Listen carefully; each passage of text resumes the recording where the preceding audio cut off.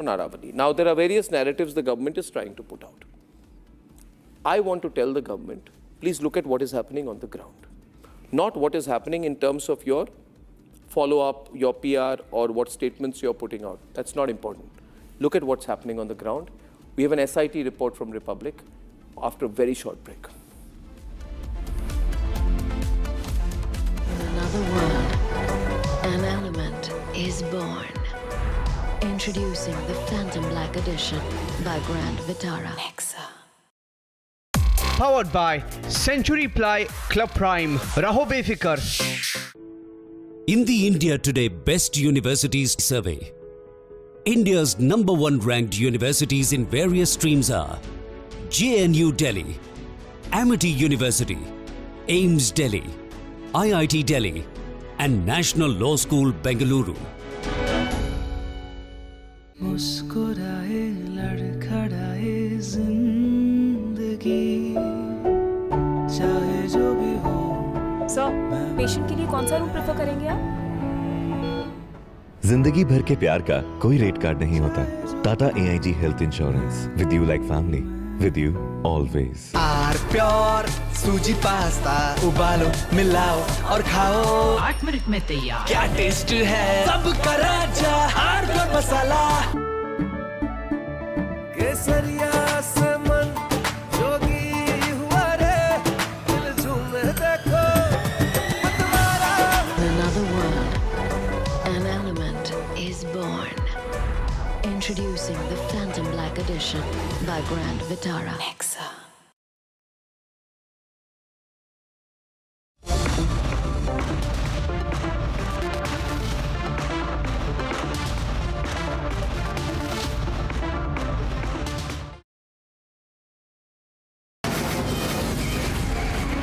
From the Republic Media Network headquarters, it's time for Arnab Goswami on the debate.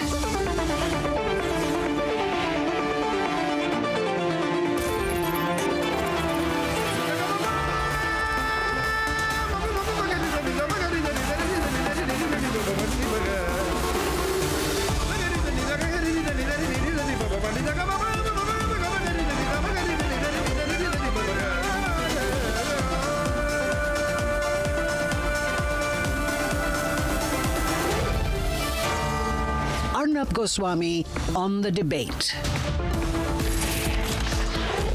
I thank the millions of viewers of the Republic Media Network who have supported us in our expose on the wrong decision of the Supreme Court of India in the Aravalli case. A decision which, unfortunately, or rather should I say fortunately, even the former Chief Justice of India, Justice Gawai, who is the author of that report, could not, in my view, convincingly argue for when he came on a 20-minute interview with me a few days back. Now, we don't do only interviews.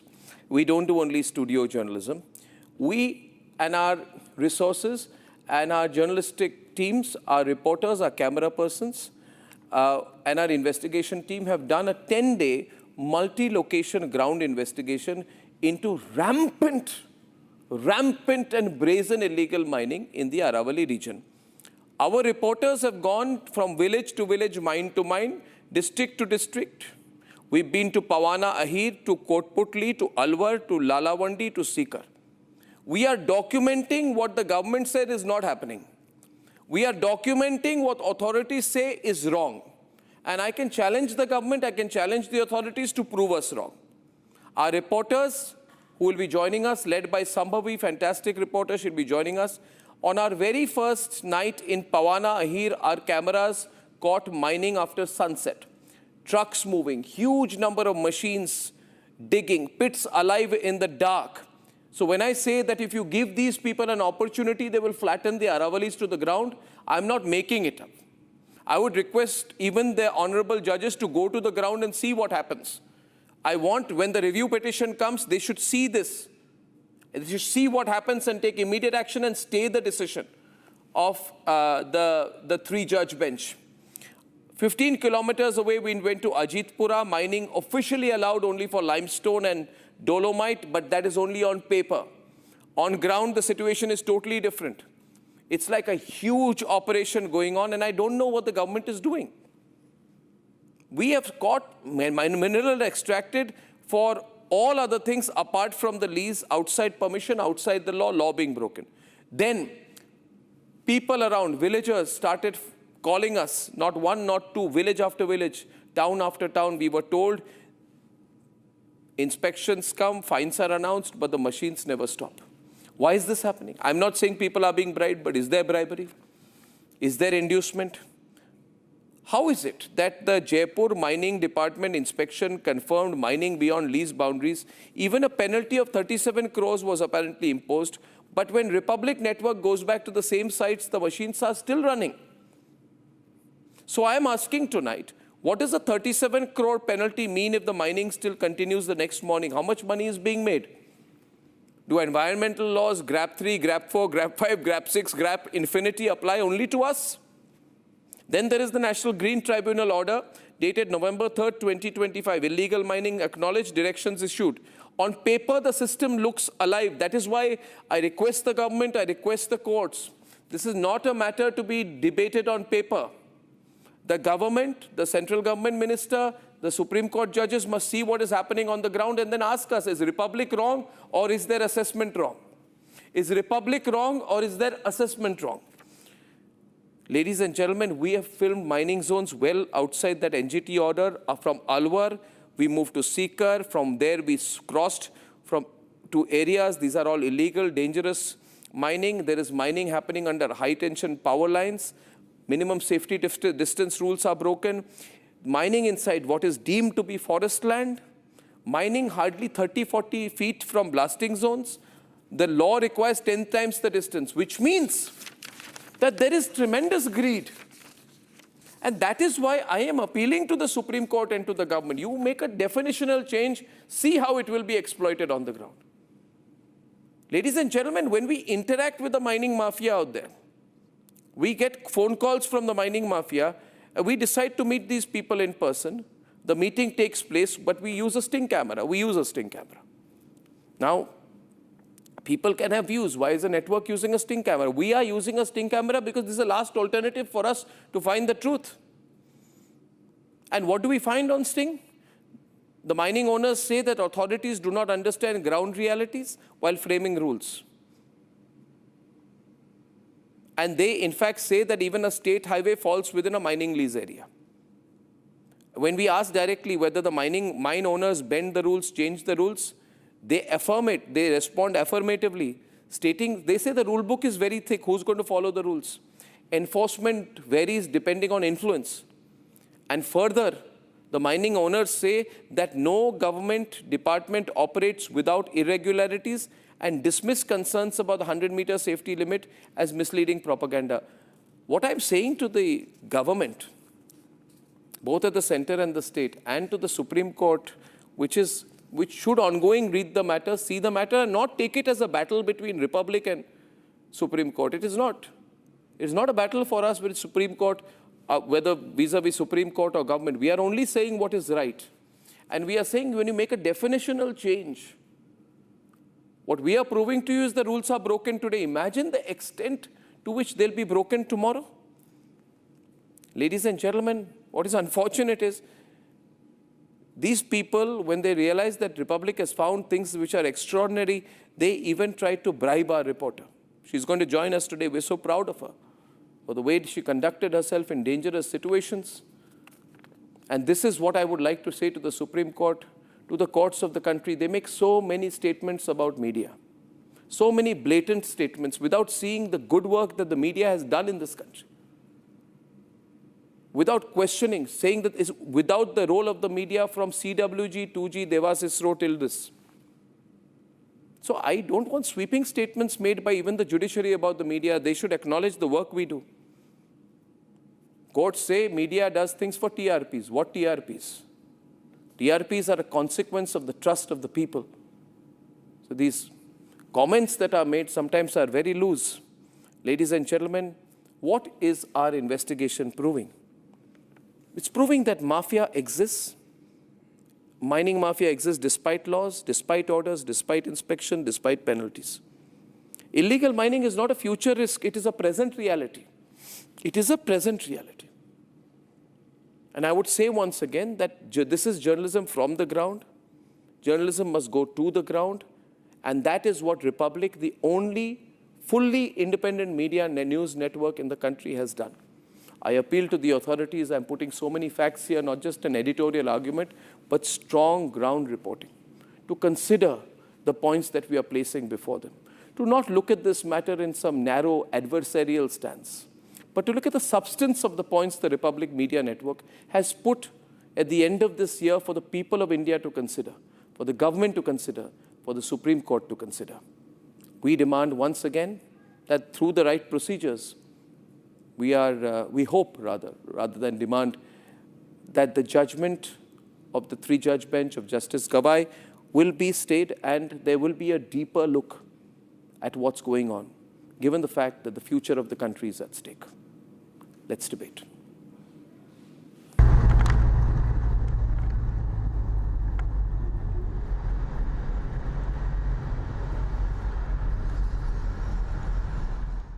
On December 19th, I left the national capital for Rajasthan.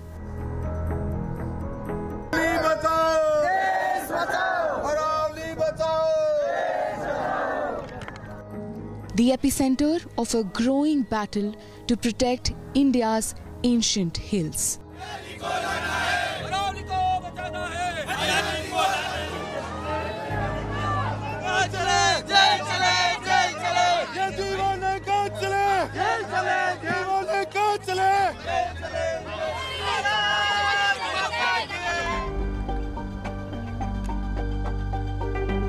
After a journey of over 5 hours, I reached Pavana Ahir, and this is what I saw.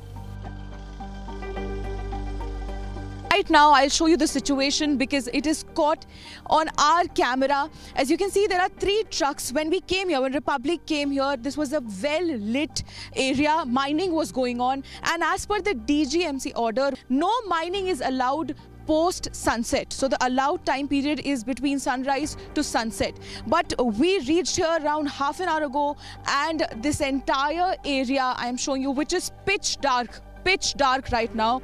This was completely well lit. There you can see there are 3 trucks who are functioning, who are carrying out the mining, illegal mining of that sorts. And the moment they saw us arriving, they started turning off the lights one by one. All these trucks who were working, they became stationary, and now this entire area, which was very well lit just 15 minutes ago, is completely pitch black.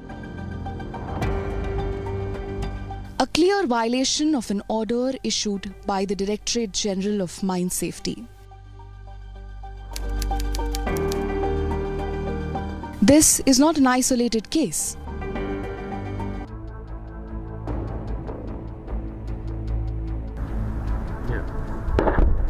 Just 15 kilometers from Pavana Ahir is a Jeetpura village in Kotputli. Here, permission was granted for limestone and dolomite mining, but mining was carried out for other material used in road construction. These are the ranges which are normally used for the mining of chuna patti, which is a kind of construction material. But these companies with the lease of chuna patti are actually using this location for mining of cement. That grey material that you see all around, that is actually cement. The blue water, they have dug so deep beyond the permissible limit which they are allowed to dig, that they have reached the underwater level, and that blue, that animated blue color that you see of the water, that is because of the explosion, that is because of the chemicals that they use for blasting the site. The other, on the off end, you can see the rock pieces. You cannot sell those as per law. But these companies are allegedly selling those rock pieces to crushers. So basically what they're doing is, they have a lease of some construction material, but they are mining something else. And then they are even making money off the residue, which they're not even allowed to sell legally. By now, word had spread that the Republic team was exposing the mining mafia. Calls started pouring in from locals. Mining here, they said, is carried out with complete impunity. हमारे बारे में यहाँ पे कोई नहीं सोच रहा है। यहाँ पे है ना, जो पहले भी सीमेंट का प्लांट लगा था, उससे पूरा मतलब कि हमारा गांव पूरा भ्रष्ट हो चुका है। ना तो हमको सांस लेने, मेरे को खुद को अस्थमा की दिक्कत है। कोई मतलब बिरला वाले देख नहीं रहे, कुछ भी नहीं हो रहा। अब हमने है ना एनजीटी के अंदर केस दायर किया था, वो केस हम जीत चुके हैं। इसके बाद में हमारी कोई सुनवाई नहीं हो। हर ऐसा कोई भी घर नहीं है जहाँ पे दरार ना हो। ये कोर्ट के आदेशों की अवहेलना कर रहे हैं। जो भी अरावली श्रृंखला में आते हैं उनको अवैध लीज करवा करके पहले जो 100 मीटर से ऊपर का भी एरिया तोड़ते हैं। जब तक रिपोर्ट पे एक्शन होता है तब तक पहाड़ को अरावली श्रृंखला से बाहर कर देते हैं। ये तोड़ करके 100 मीटर से नीचे कर लेते हैं उसको। इस वजह से हमारी आने वाली पीढ़ी भी खतरे में पड़ेगी। आने वाली पीढ़ी को हम क्या जवाब देकर जाएंगे जब उनको शुद्ध हवा, पानी, इनकी व्यवस्था ही गवर्नमेंट या और हम माता पिता नहीं कर पाएंगे, गार्जियन वगैरह इनकी व्यवस्था नहीं कर पाएंगे, तो आने वाली पीढ़ी क्या कहेगी इसको।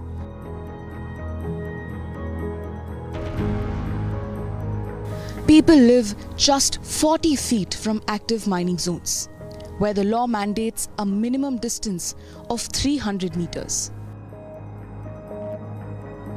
Republic is here at Sawalpura, Taranpur in Sikra, Rajasthan, and we are showing you yet another illegal mining which is going on here.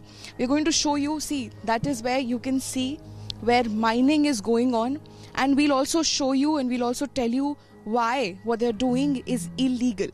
Right there in the mining site, you can see there's water here. Water has come up.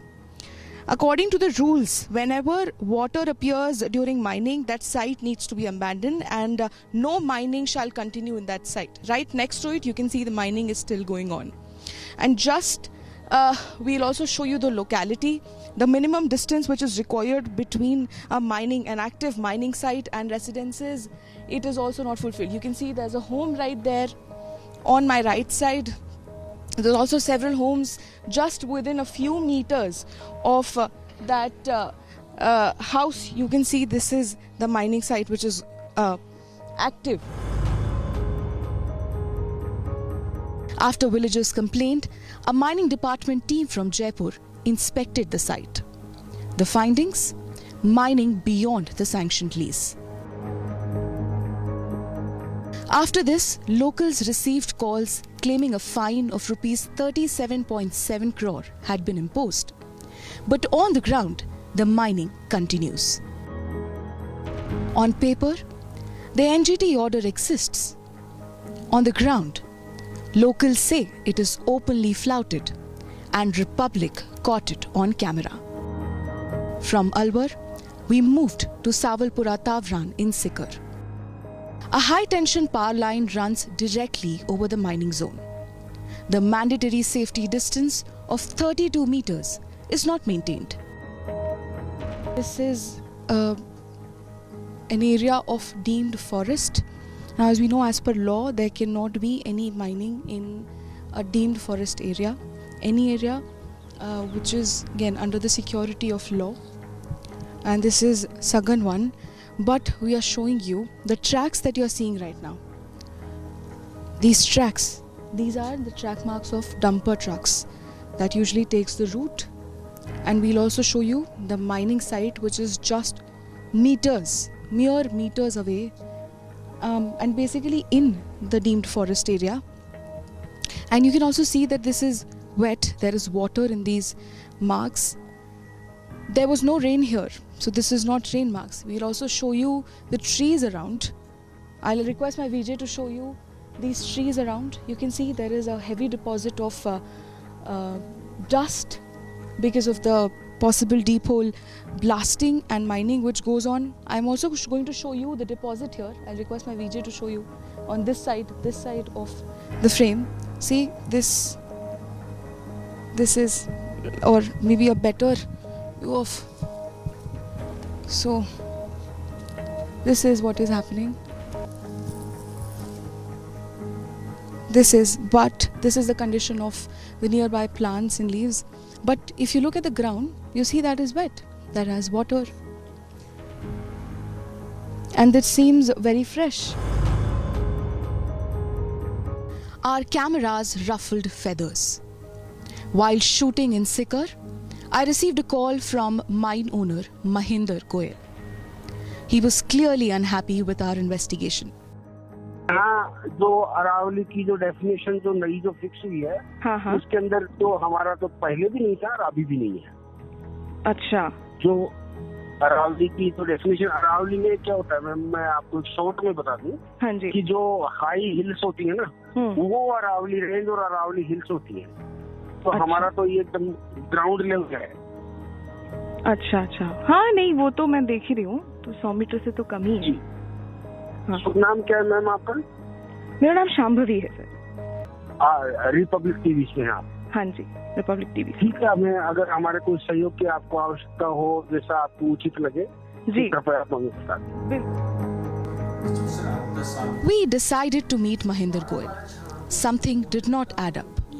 We met him at his office. Camera rolling. Rule book बहुत मोटी है. Rule book बहुत मोटी है. हमारे यहाँ तो महेंद्र गोयल जो है प्रभावशाली है, तो उसके लिए अलग रूल्स हैं, जनरल आदमी उसके लिए अलग रूल्स हैं. An open admission that rules are not followed. As we prepared to leave, he insisted we take this envelope. An envelope with cash. A clear attempt to bribe the Republic team. नहीं sir, बस आप हमसे छोटी हैं. बड़े भाई के नाते जो है ना, आप आइए, आप छोटा सा उपहार. मैं सब क्या है बताओ. छोटा सा उपहार है, ये आपके. नहीं सर, ये क्या. नहीं सर, बिल्कुल मैं समझ रही हूँ. मैं सिर्फ आपसे जानकारी लेने. नहीं, वो आपकी बहुत महत्वपूर्ण है. मेरे से मैंने ये भी आपसे निवेदन किया कि कभी भी आपको मेरे सिस्टम से संबंधित किसी भी प्रकार के आप जानकारी चाहिए तो आप कभी भी चॉइस करके मुझे आप कॉल कर सकती हो. मैं जो भी उपलब्ध होगा आपको जानकारी. लेकिन ये आपको आपका ट्रैवलिंग में देखो, आप पे बहुत खर्चे हो रहे हैं. सर मैं समझ रही हूँ, और फिर मुझे वो मिलता है इतना तो. नहीं मिलता है तो इसमें क्या छोटा सा उपहार है, कोई नहीं. इसको भाई की तरफ से गिफ्ट मान के रख लो. इसको अच्छा आशीर्वाद दे दीजिए, आपका काफी है. नहीं, आप भाई की तरफ मान के इसको रखो. नहीं बिल्कुल आप रखिए. आप बिल्कुल रखिए. बहुत शुक्रिया आपका. Thank you. From Kotputli to Alwar, from Lalawandi to Sikar, this investigation is built on what the camera captured. This is not about claims. This is about ground reality. And the Aravallis are bearing witness every single day.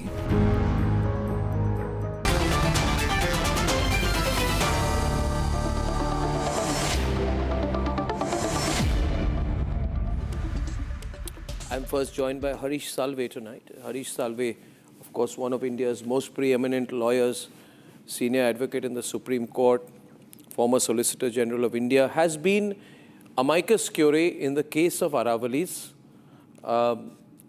till 2024. Thank you, Mr. Salve, for joining us at last minute notice on this. Now, this matter has become a very public matter, Mr. Salve, and the question is not misuse, but the possibility of misuse because of the definitional change. It's been put under question here. You may have seen some of our report which showed the rampant... I saw some of your reports, Arnab, and I mean, you've beaten the judgment up, so I don't want to say anything very much more. But I was a little surprised to see they note the contention of the amicus that going below 100 will be devastation. They note the contention of the additional Solicitor General saying going by FSI would reduce perhaps the aerial spread of the Aravallis. The obvious answer was to take the definition of the FSI on the hills and that of the committee on the aerial width and increase both. So that's how we always worked it back in the day. There's no reasoning in the judgment. I couldn't find any reason why they found the amicus's contention untenable. But let's move ahead. I believe there is some proposal to relook the judgment. I would only wanted to channelize your discussion a little. See, we started this as enforcement of the Forest Act in 1996, when Justice Verma and Justice Kirpal took this up and appointed me as an amicus. The first thing we did is of an area which you're very familiar with, the Northeast. And believe me, they had a survey done. There was a person who was assisting the court of the Northeast. He was a very senior person, in fact, former IB person. He was very familiar with the area. And he sent photographs to the Supreme Court saying what used to be lush forests look like golf courses now, completely green flat. And the Supreme Court started banning mining in the Northeast. And the familiar refrain was, don't do this, it'll lead to illegal felling, it'll lead to bloodshed, it'll lead to all sorts of the heavens will fall on your head if you ban all forestry in the Northeast. The Supreme Court banned forestry in the Northeast and said we will hold the Chief Secretary liable if there is a breach of our order. And everything settled down. So, there will be illegal mining or there will be some illegal deforestation. This is not something which we need to be factoring into evaluation. That's a matter of enforcement. The second thing which I just wanted you to bring onto the table is, what is the definition of forest under the Forest Act? There is a judgment of the Supreme Court. I know it's a little dated now, but I don't think it has been changed, where Justice Verma and Kirpal, if I remember correctly, their bench accepted that the definition of forest under the Forest Act is everything which is or has been a forest, including degraded lands are forests. Now, the government's submission was that there are large degraded lands here. If they are degraded lands, they have to be called forest. We have to remember, Arnab, our Forest Act was enacted because India's forest cover had dropped from about 18 or 20% at the time of independence. It had come down to 4%. So, and Mrs. Gandhi, when she brought in the Forest Act, said, I want afforestation to go back to 33%. So everything which is degraded has to not be put under further deforestation. It has to be put back under re-afforestation. And there are judgments of the Supreme Court how this is to be funded, etc., etc. In fact, the whole, what is called the CAMPA, the compensatory fund, was created for reforestation purposes. And there are billions lying in that fund, which I'm so happy are now accumulated. So this is the real debate to be brought back. The second is the application of the precautionary principle. Today, the way things are, the precautionary principle is, it doesn't need to be seen whether harm will be caused. It needs to be proved that no harm will be caused.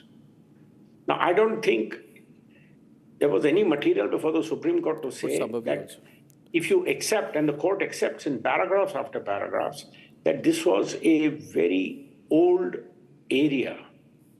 The court accepts that this has to be protected. Then the rule has to be no-go. There has to be proof that certain activities will not damage the ecology. Unless the positive is proved that it will be completely benign. On that, there was no question of allowing on that itself, Mr. Salve, I'm also joined by Rinamanand Bhardwaj, you know her so well, our executive editor. I'm also delighted to be joined by Sambhavi Srivastav, who we all commend for a fantastic investigative job. She's risked her life. You saw there was an attempt by the mafia to bribe her. She's done a great job. This is ground level reporting. And on that,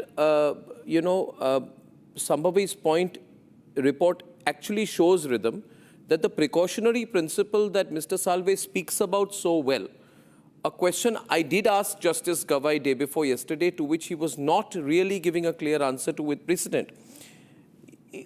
See, Rhythm, you can maybe take this to Mr. Salve, because on the ground, Sambhavi saw that there was immense breaking down of the rules, violation of the rules, so the need for precautionary principle to be applied is even greater. Yes. Arnab, I saw her clips 5 minutes ago. Yeah, Sambhavi's clips. Yes. Yeah. What she saw was what she was showing was clearly a forest. Can you tell Mr. Salve what you saw, Sambhavi, and then Rhythm will take it forward? Because there's a principle of precaution in the law. What did you see on the ground in terms of precaution? Was precaution applied at all?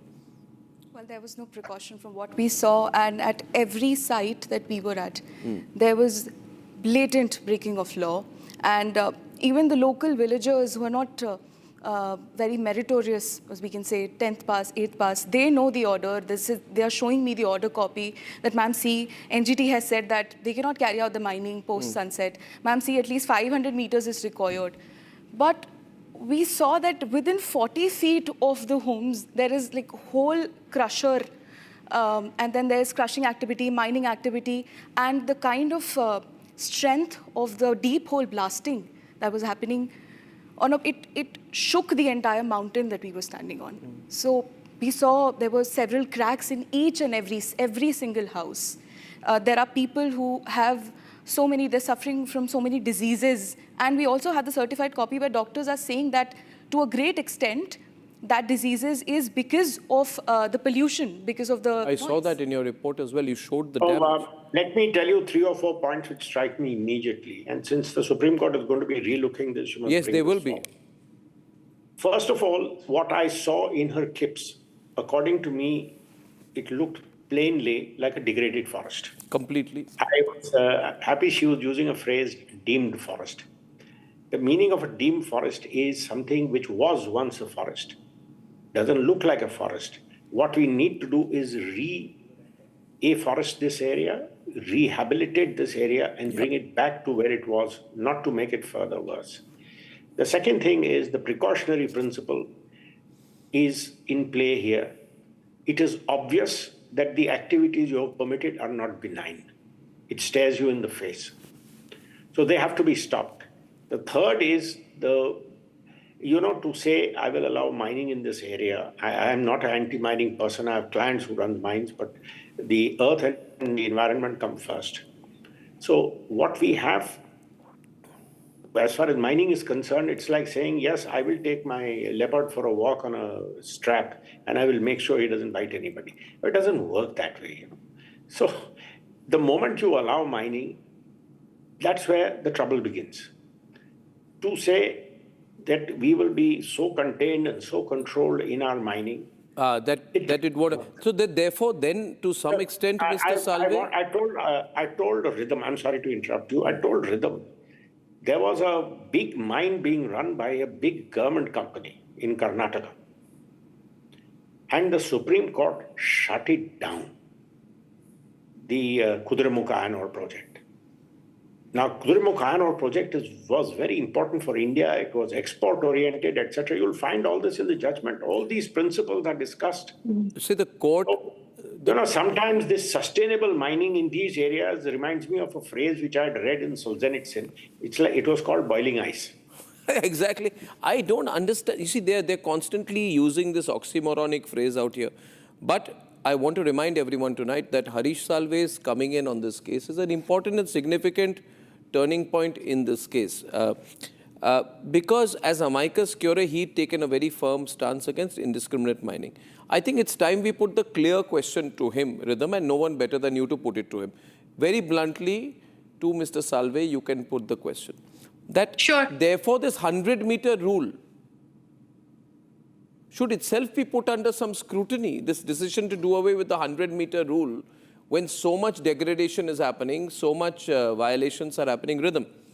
Yes, and Mr. Salve, like Arnab and Shambi was showing us through her report, like Arnab is asking us this, Mr. Salve, you played a significant role in several years that we've been seeing since 1996, key environment and forest conservation matters. You're speaking about the definition of conservation, what Shambi kept saying, deemed forest, so crucial, because I remember in amicus in 1996 for cases related to the Enforcement of Forest Protection Act 1980 also, we had also almost seen you were instrumental in bringing an end to destructive illegal mining operations in South India. You argued for the NPV on projects that remove natural forests. My question, therefore, if there is a review in this judgment, like Arnab is saying, what are the key issues that need to be taken up? This 100-meter rule specifically.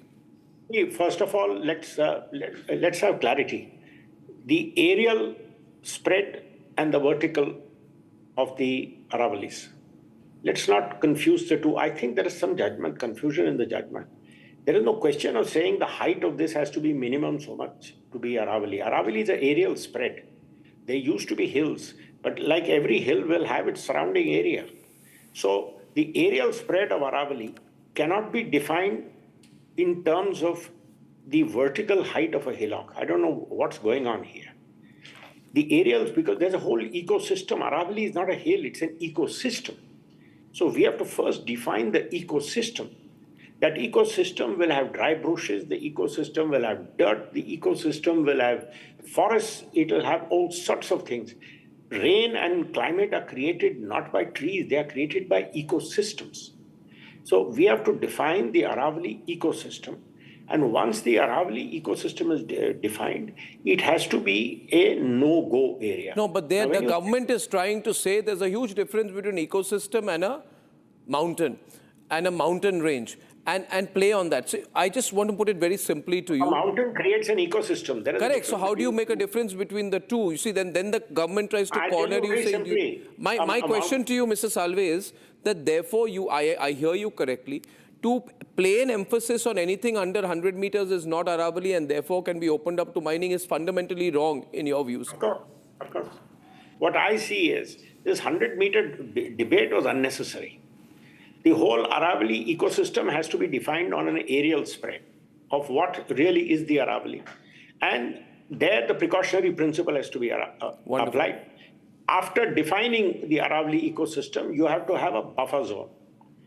And that buffer zone will be outside the Aravallis to protect the Aravallis, beyond which you can consider all other activities. So I think this is where really it needs to be. So the 100-meter rule should be reversed, Mr. Salve? The 100 aerial, the height has no relevance. Brilliant. It has to be geographical spread, aerial spread. If you see from the top, what should be? That may have to say that a mountain that is less than 100 meters is not a mountain. Irrelevant. It's irrelevant to the debate. You have to find out the geographical spread of the old Aravalli. We're not talking of current Aravalli. We're talking of the Aravalli as it had been. This is very important. B, around that, you have to put a buffer zone. Yeah. To protect it, you have to put a buffer zone. That's the rule in mining. Correct. So around that, you decide how much you want. You want 500 meters, ideally 500 meters. I'd ask for 10-kilometer buffer zone. Correct. Around. I but think you that's may say, brilliant. 10 is too much, you should have 5 kilometers, whatever. No, this is important. Harish Salve weighs in and says that the 100-meter, in a way he's saying 100-meter debate was unnecessary, but he's also saying the 100-meter definitional change is not required. Especially when you are seeing... According to me, they looked at the wrong thing. What they should be looking, not in terms of how... Aravalli is not a mountain range. Aravalli is an ecosystem. What are we trying to define? It's a very arbitrary thing. I can say a mountain is 150 meters. I can say a mountain is not less than 1,000 meters. So that's a very arbitrary definition. What you have to see is where were the Aravallis? Yep. And what was the Aravalli ecosystem? That ecosystem which has protected central India from desertification, which has been the watershed, which has been the airshed, etc., etc. So the present judgment then has to be stayed before we look at all these issues. This present judgment will have to therefore be stayed, Mr. Salve. Fortunately, nothing came out of the judgment because the court said you have another committee. You can have another committee to define, but the important thing is, what is the committee to do? But it will have to be, this present judgment appeared to be so final, past 3 days before Justice Gavai's retirement. This has to be put in abeyance and then maybe a fresh... I'm not commenting about the timing. I'm not commenting about its reasoning. I'm saying let's look at what needs to be done, what has not been done. According to me, we need to define the Aravalli ecosystem. If you ask me what is the Aravalli ecosystem, I'll tell you. The Aravalli ecosystem consists of its forests, it consists of its aquifers, it consists of what is the airshed created by Aravalli, it creates by what is the watershed created by Aravalli. It is not just where you find puddles of water, but where the water through the rain system dissipates and spreads into other areas. You have to define, so you have to first lay down how you're going to define the Aravalli ecosystem. Once you've laid down those steps of defining the Aravalli ecosystem, then you draw the map of the Aravalli ecosystem, and then you say, okay, around this map, I'm putting yet another safety ring. Yeah. And that safety ring is called buffer zone. Okay. Well, So I'm just saying this again, that therefore this 100-meter height rule has no relevance. Absolutely no relevance, and I don't know how the case will go, but, you know, Mr. Salve, my own view, this whole judgment was flawed. It has to be put under review. I don't know the tearing hurry when so many complicated things are involved, but I'm glad you weighed in on this. I don't want to go there. I'm only telling you, with my experience of doing this work, I've had the privilege of being associated with this from 1996 to I think at least 2012 or 2014 till I left India. I was doing this very actively. There were years and years where every Friday afternoon we used to do a whole slew of these applications.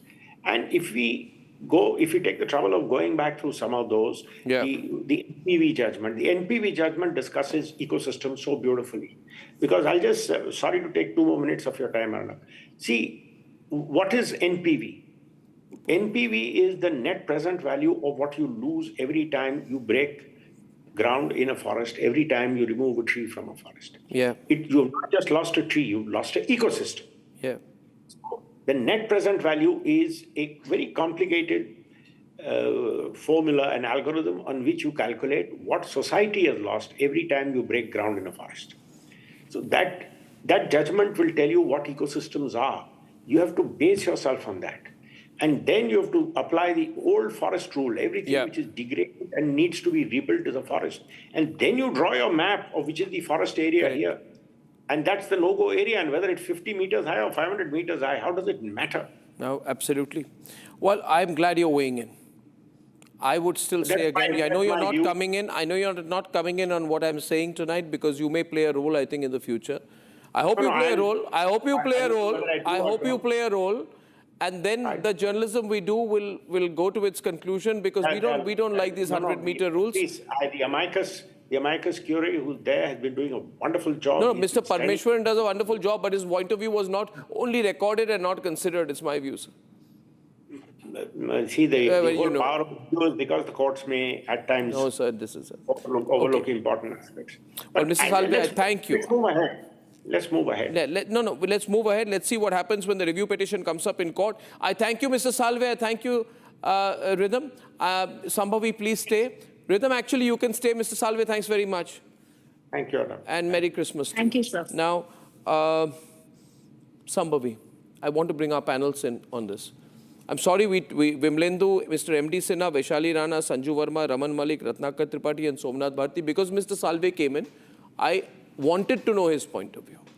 Now, his point of view is quite clear, isn't it, out here? His point of view at a very important moment that Harish Salve stepped in on this case because till last year he was amicus curiae. I think it's quite clear. Is it clear to everyone out here? Sanju Verma, quite clear to you to start with? This is a wrong judgment. 100-meter rule is bad. You saw what Sambhavi's done. You know, Arnab, let me make one thing very clear. This 100-meter, rule on the issue and the other associated issues will come up for review in the Supreme Court.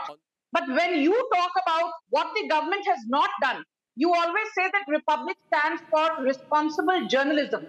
Why is it that in the last 10 days, Arnab, and I have tremendous respect for you, you have not once spoken about the 1,400-kilometer green Aravalli wall created by the Modi government, which will reclaim 26 million hectares of degraded land. You have not once spoken about the fact that just 24 hours back, the Union Ministry has said no more mining leases will be given in the Aravalli region. There is a blanket ban. You have not mentioned the fact that in the last 2 years alone, more than 10,800 mines, illegal mines and quarries have been completely shut down. Sanju, You have not Sanju, now I have not done this and I have not done that and I have not done this. It's not that. The question is not, you don't have to make it a government versus republic thing. My point is, and I'll tell you one thing, I have Sambhavi here, I want to tell you something more simple. I want to tell you something more simple and I hope you won't get hurt when I tell you this. The man who tried to bribe her, 1 minute. 1 minute. You have this bad habit of giving one side of the story and then claiming. Not one side, I have not even, okay, 1 minute. Okay, so I have. Okay, so now the question is here, Sanju. Sanju, I'll tell you one thing. Okay, so let me put it to you. Have you spoken about the Aravalli? 1 minute. Can you stop reading out what you've been given? Can I just tell you something? And you are reading out what your production team has given you. No, I haven't even told you the. I haven't even given you the headline. I haven't even given you the headline. The headline is Sambhavi is next to me. Sambhavi, that man who tried to bribe you, what political affiliation does he have? Who does all this mining? Can you tell us? Well, he's a louder, please. Yeah. He's a representative of BJP in municipal corporation. The person there is a BJP fellow or links to the BJP in the municipal corporation. He's doing the illegal mining. I'm a bad guy. That doesn't change the fact. What also needs No, to be what do you said mean, what here also? Do you think these mining mafia are not politically connected? Protected by the Modi government through various measures. It's not the point. I think the point you understood, the point that, okay, so 100 meter I want the lived experience. I want, Vimlendu, you want to respond here to the points raised. You see, I'm giving all sides tonight. I am saying, I began by saying only one thing. I began by saying one thing. You didn't hear me. What did I begin by saying? I began by saying that unfortunately, there is ecosystems on all sides. Okay, I run a large media network. Nobody knows more than me that there are ecosystems and ecosystems. Here I am not concerned about the political ecosystem. I am concerned about the natural ecosystem that the Lord Almighty gave us. Now don't take on a gussa on me, no? No point. Okay, now 1 minute the point. Okay, see, it's not Republic versus Supreme Court, Republic versus government. It's Republic for a people's issue. Okay, Vimlendu is responding on the debate. Yes, so take the Sanju story, the Sanju investigation on the grid, understand one not thing, just Mr. Salve's the discussion of environment and Look at the sustainability grid. cannot be limited to whataboutery. Sorry for that word, I know you don't like it. Do you travel in a diesel guzzling sedan or SUV? Exactly. So you'll ask me for about my jacket, my clothes, the food that I ate. I'll answer that. I'll send you a private DM, madam. I'll send you a private DM in terms of my lifestyle later. Can we discuss the public issues here for a second? If you travel in a private vehicle, if you use air conditioners, if you if you eat does meat, that give you have no does that give you a right, Sanju? Ms. Verma, can you understand? No, you can shout, scream. Please understand one thing. This whataboutery will not last. I'm being very respectful towards you. The carbon footprint. I was being very respectful and I'm still being respectful. Can you please understand Aravalli? Thanks to using air conditioners. Arnab, I cannot, as in I can't, you know what, I'm just requesting Sanju C, I think you must understand one thing. I think you should just have her the Union Environment Minister is from Alwar, where we have done the sting operation. The Union Environment Minister is from Alwar, where we have done the sting operation. I am not, I don't have links to Greta Thunberg. No, I expose Greta Thunberg. I am not NGO type. I have not exposed Greta Thunberg. Greta Thunberg, Arnab Goswami. I don't have it. Stop trying to be a fake Greta Thunberg. I am the person who exposed Greta Thunberg. You forgot that? You did not expose anyone. You are politically motivated. So Greta Thunberg has sent Republic to Alwar. Sides of the story. So Arnab, why have you not? You are calling me politically motivated. You don't look at the merit of the issue that even Mr. Salve spoke about. The forest cover in the last 11 years has risen by 43%. Do you know that? Sanju, if you were only, you need to stop being adversarial all the time. It does not help. Forest cover is up by 29%. You are being adversarial where even the government is doing a rethink. The forest cover is up by 37.2%. Okay, so you saw what Sambhavi reported. Why don't you do an exclusive with her? No, I'm getting the others in. Let me get in Mr. MD Sinha and Vaishali Rana. This person has the guts so shamelessly defending that. Okay, Somnath Bharti is coming. What is going on? so shamelessly. Grant of mining Today, licenses Arnab, you have done a great 17th of service to the nation. December, You brought out December, rampant Ministry corruption of Government has already in violating the permission. They have been digging Aravallis, making it a plain for money. Arnab, you are letting And the she's most sitting in Bombay. She's teaching ban us. on corruption. We will die. Aravalli dies. 1 minute, we Mr. die. Sinha, please wait. She does not die. Somnath Bharti has She's no living in Bombay. credential to give grant. What the hell is going on? A BJP. Sanju! Punjab में केजरीवाल की सरकार है या नहीं mister Somnath Bharti? Punjab में किसकी सरकार है? टीचर नहीं बताएगा कि गंद क्या होता है। सोमनाथ भारती नहीं बताएगा क्या करप्शन है। Somnath Bharti is the Stop teaching. Stop teaching. Now Sanju, see what we've seen here. Raman, Sanju, Somnath Bharti and MD Sinha. See, I have only tried to show here today that we are not operating in a vacuum. Okay, Sanju and Somnath Bharti, can you take a pause for a minute? Which you have 1 minute, Raman, just wait a minute. Ratnakar Tripathi on the right, on the left or whatever. Somnath Bharti, 1 minute. I'll tell you one thing. Somnath Bharti and Sanju Verma. When and if the Aravallis are destroyed, the ecological damage will not be limited to opposition members or BJP members. It will affect us all. Environment on national television. Now, shame on you. Now, all right. Now the question here is this. Stop it. And Arnab is running an agenda. Okay. Sanju Verma says Arnab is running an agenda. Open the phone lines. Open the phone lines today. I am running an agenda on behalf of the people. I am running an agenda on behalf of the people. You have no right to talk like that, Sanju Verma. I would like to ask you, viewers, please. Now this is too much. I say this. 1 minute. Sanju Verma, was I running an agenda when I exposed Suresh Kalmadi? And when was I running an agenda when I exposed Lalit Modi? I have stood with you. Yeah. Was I? 1 minute. You've not done me a favor. Everyone on. It has to be everyone on. 1 minute. Whether you stand with me or not, I will stand with the people. Whether you stand, you don't have to stand with me, but I'll stand with the people. I am what Modi? This is not a Modi government issue. It's a people issue. You have seen what has happened in Sengar. You have seen what has happened in Aravalli, but I'm limiting this to Aravalli, to what my reporters are doing on the ground. You are doing a disservice to your party and to the government by talking like this. You are doing a disservice to the people by talking like this. You are being unnecessarily adversarial where you should open your heart and your mind to correction and course correction. In the world is in Rajasthan? No. Do you know that the second largest... You should have heard Harish Salve there. Okay, Ratnakar Tripathi is on with Sanju Verma. 1 minute, please. Everyone calm down. See, I'll tell you. And who the hell is Somnath Bharti to lecture me? Okay, so nobody is anybody to lecture you. You can lecture everyone. Arvind Kejriwal did nothing for Delhiites for 10 long years. And this man has the audacity MD Sinha, Vaishali Rana on the left. I would like to get on Ratnakar Tripathi, Sanju Verma, just 1 minute, please. See, let us understand, what have we done today? We have gone to the ground and said that, okay, all people out here today are saying Arnab Goswami has an agenda. Okay? So I have said that I am going to send my reporter on the ground. I am not going to go, and I am proud of Sambhavi. That Sambhavi has gone on the ground. I am proud of what she has shown because she has gone to the ground and shown what is happening, not read only a Supreme Court report.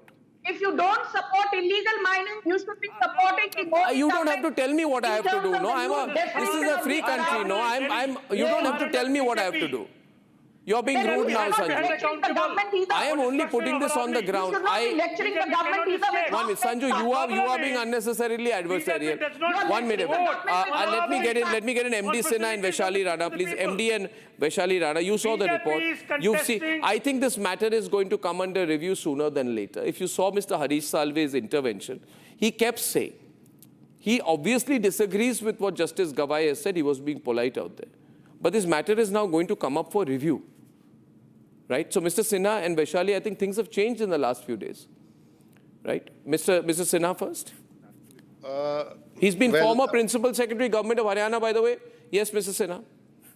Well, if you look at this ground situation that you have pointed out, well, mining has always been very rampant in the Aravalli region, but in the last few years, it has become very, very brazen. Your reporter rightly pointed out that even deemed forest areas are being mined. But if you correlate the recent amendment pending of the Forest Conservation Act, the entire deemed forest goes. So you can legally mine in these areas provided you get your mining plan approved. So the question is that almost 2/3 of the Aravallis today are protected because of the deemed forest concept, which itself will go because of the amendment carried out last year pending before the High Court.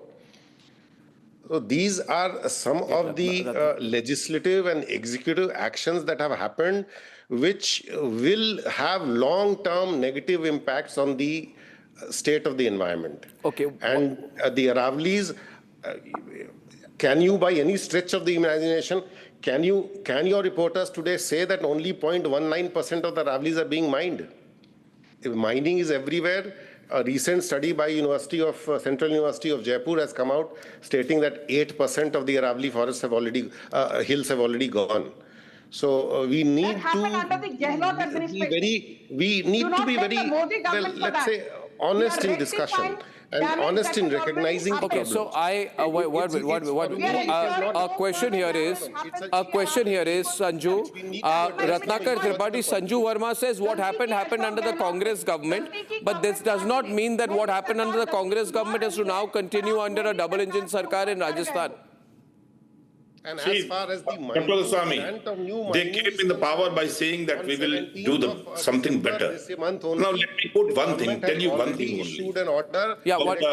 When we talk about the government, there was survey of the hills under the supervision of Supreme Court.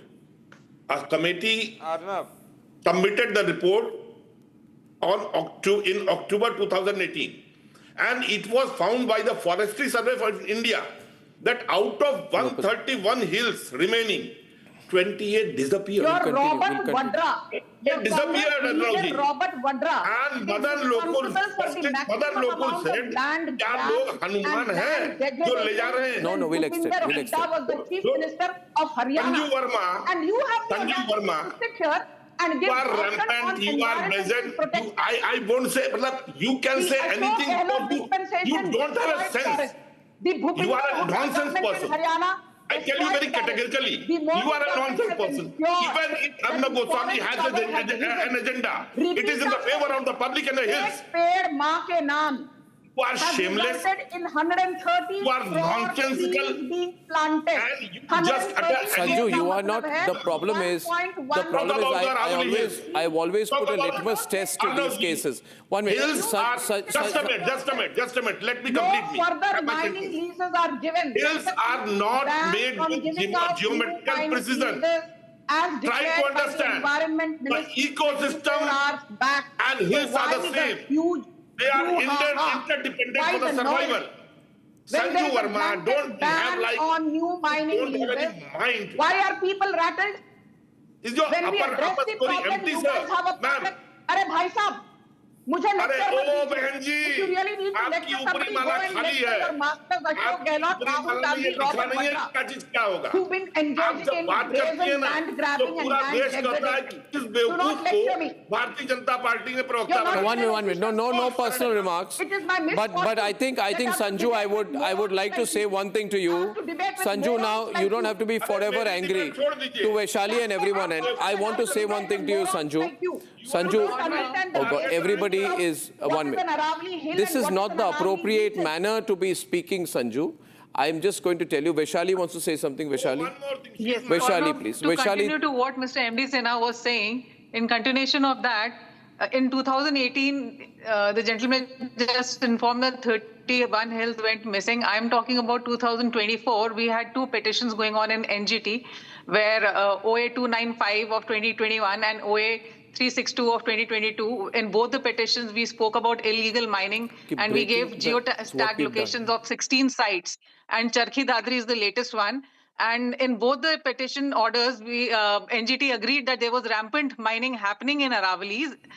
Order came out in February 2024 and August 2024 in both the petitions. And they said rampant mining has been happening in the Aravallis, and the government has to fail. Government has failed. Protection Act of 1986. Government has failed. The government has failed to check it. Why does she always interject? Why does she always interject? I'm just talking about an order, and I am telling you what is happening, and she does not let me tell. She does not allow people to talk. Illegal mining she just does not allow people to talk. What is the problem? She just does not allow people to talk. No, my question is Sanju Verma. Sanju Verma, you have said today, Sanju Verma, please. Please, now you have said a lot of things about me today, and I would like to respond. Ladies and gentlemen, Sanju Verma on the program today, and I'm opening up to lines, has said that I am a person with an agenda. In this particular... One minute. I want to tell you, and now you'll have to not interrupt me here. You kept interrupting me. You don't have to. Now I'm speaking finally. No, 1 minute. All the time, or not? 1 minute. You can't have your cake and eat it too. Well, I'm speaking now. I'm responding to you. Decency request that you listen to me. Now the question here is, Sanju Verma, my reporter Sambhavi is in Alwar. You are not there. You are not on the ground, no? Does Sambhavi know more about the case, or you know more about the case? Why have you not spoken about the Put Sambhavi on. I will speak about what I need to speak about. You have come with an agenda. Everyone on. Please, 4 windows. My question is, you don't give the I am saying to Sanju Verma that Sanju, 1 minute. In the last viewers, I'm speaking now, I have not been interrupted. Everyone on. In the last, especially, and I'm completely aware of this attack that I'm facing now, but I want people to be aware. In the last, from 2007 to 2025, I've been an editor for longer than that, but particularly, everyone on, I want to speak to the people with it. From 2007 to 2025, for the last 18 years, every lobby in this country has accused me of running an agenda. And I am saying today that I have run an agenda, and it is an agenda for the people. Depending on the situation, different political parties are for me or against me. I ran that agenda during 2G, CWG. I questioned and exposed Kalmadi, Devas, ISRO, but I also questioned Vasundhara Raje of the BJP. I questioned Sushma Swaraj when she was foreign minister. I questioned Lalit Modi. I questioned Shashi Tharoor. When BCCI was being run by N. Srinivasan, we did IPL Scam 1, IPL Scam 2. We exposed Lalu Prasad Yadav's conversations with Shahabuddin and the mafia, for which he was trying to threaten us at that point of time. We have also exposed and done sting operations on the Islamic State operatives in India, the same people who get arrested after our expose. We have taken risks. And for any politician to come on my program today and say that Arnab Goswami, you run an agenda, for me is a compliment. And then to say I was not running an agenda, I have questioned Chief Justice of India, Justice Gavai, and exposed him on the same principle of precaution, which Harish Salve also spoke about today. Justice Gavai exposed me is what you think. Exposed your ignorance. Fine, that will also be put to the people. Okay, so Justice Gavai exposed me, that's also your thought. You seem to be Let the people decide.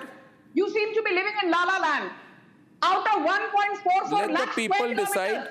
Let the people decide who's living in La La Land. I'm opening the lines. Will be open to mining, and that I'm opening the lines.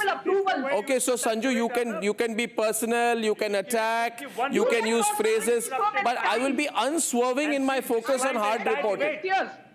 You get personal with me umpteen times. I never complain. BJP. She can say anything. I have shown. And get away. 1 minute.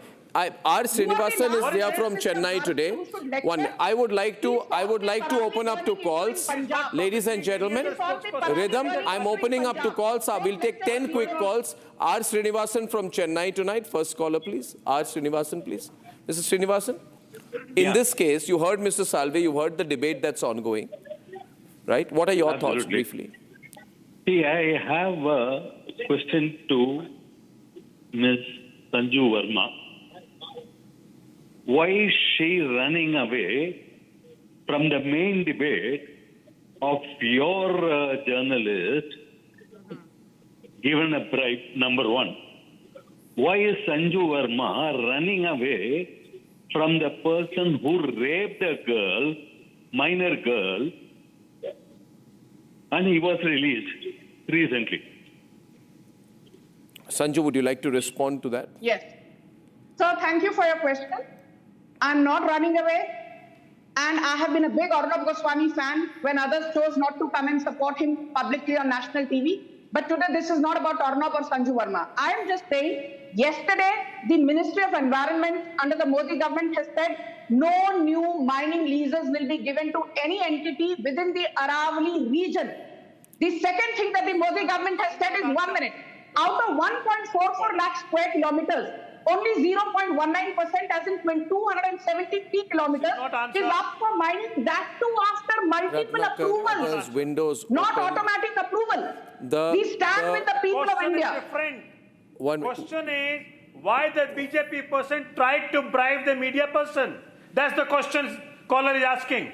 That person will be. So we'll never answer the question. Will be dealt with under the ambit of law. No, but why are they being okay? So Sanju, let me put it differently. That person will be I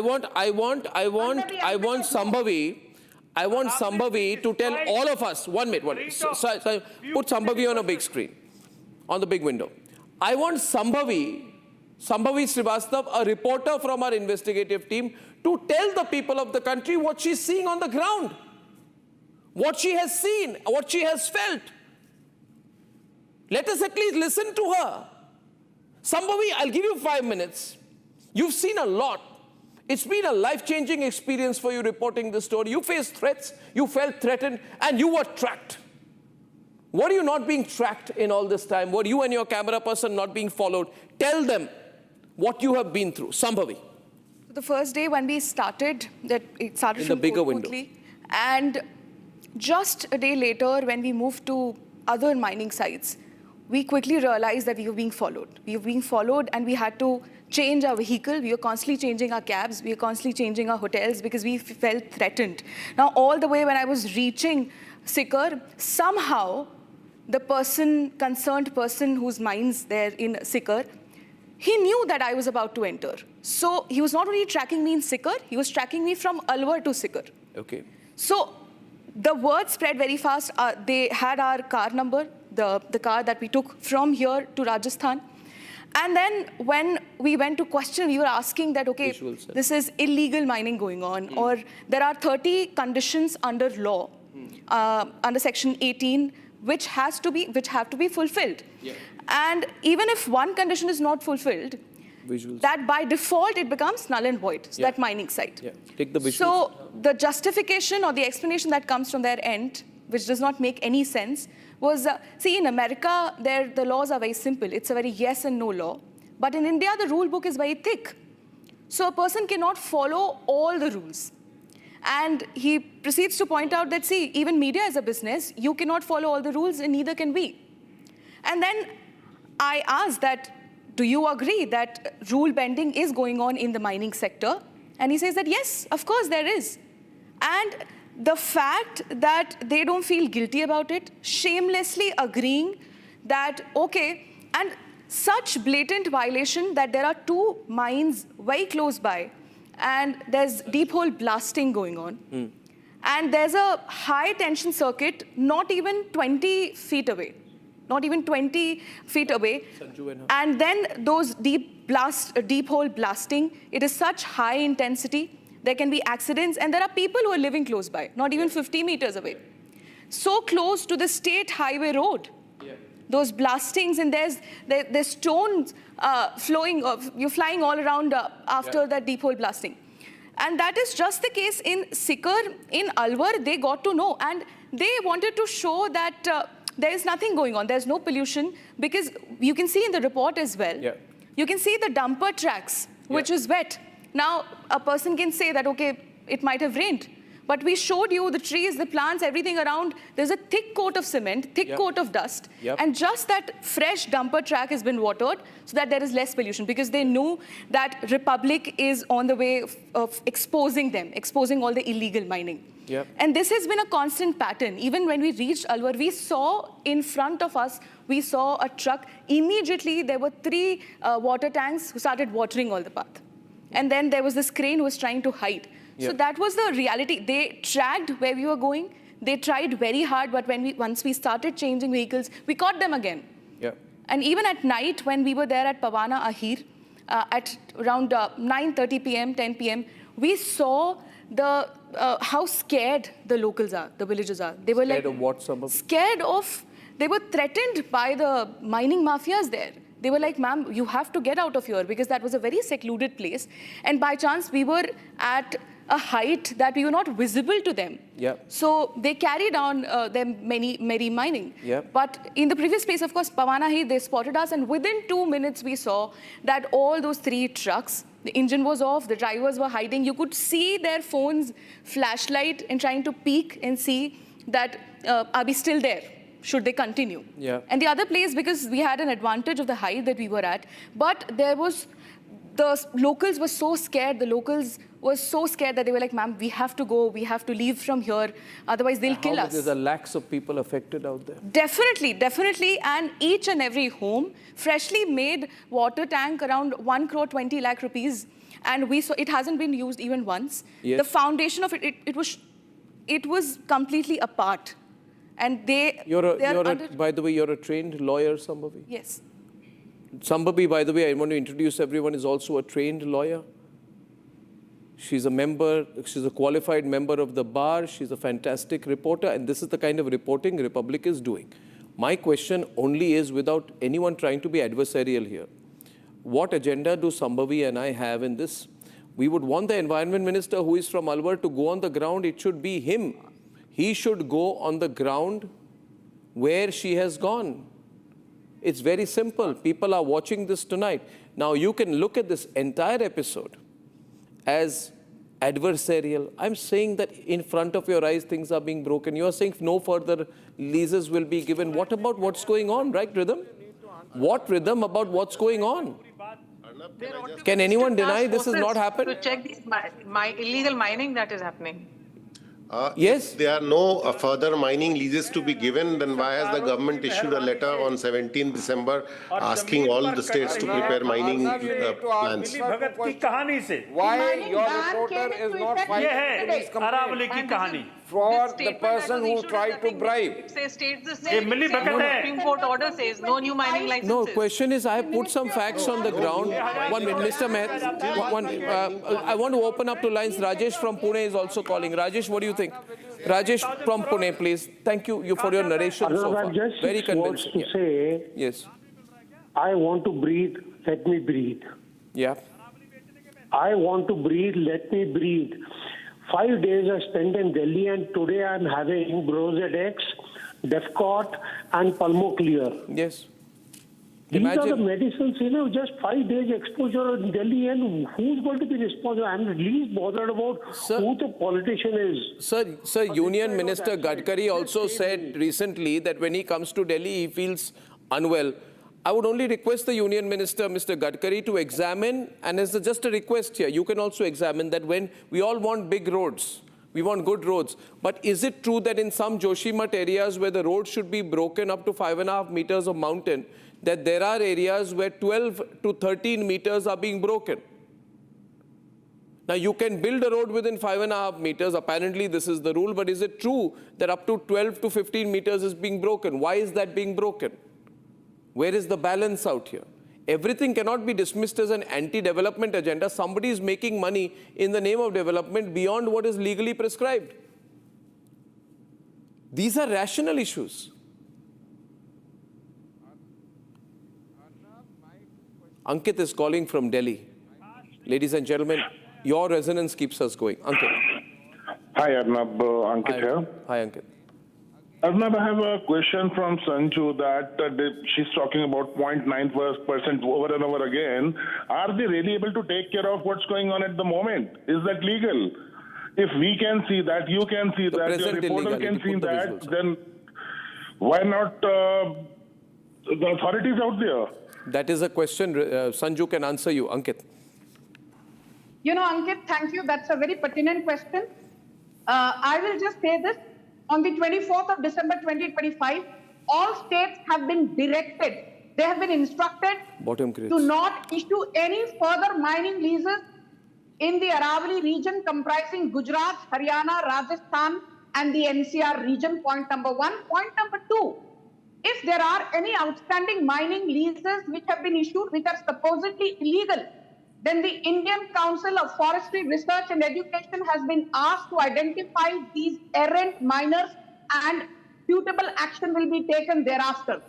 And in the last 2 years, as I said, more than 60,000 FIRs have been filed and cases are being pursued against illegal miners, and more than 10,800 rat holes have been filled in with debris to ensure that illegal miners don't have it easy.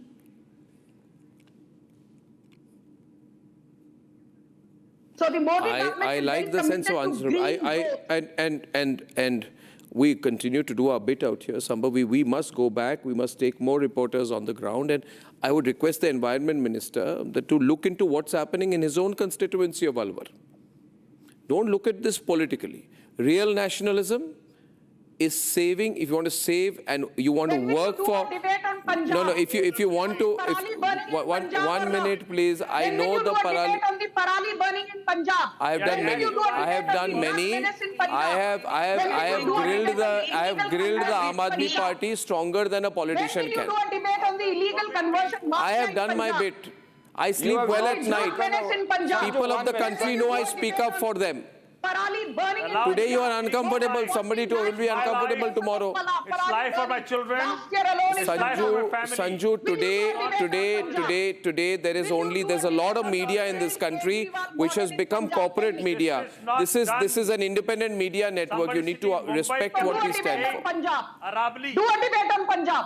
What the hell is going on? Will you do a debate on Punjab, Arnab Goswami? I will not permit you to speak on Aravalli. Aravalli is our life. Your lecture, Somnath Bharat. Aravalli is our life. Okay, Vaishali Rana on the left. MD Sinha, Ratnakar Tripathi, keep it going. I need to open up the calls. I'll take 5.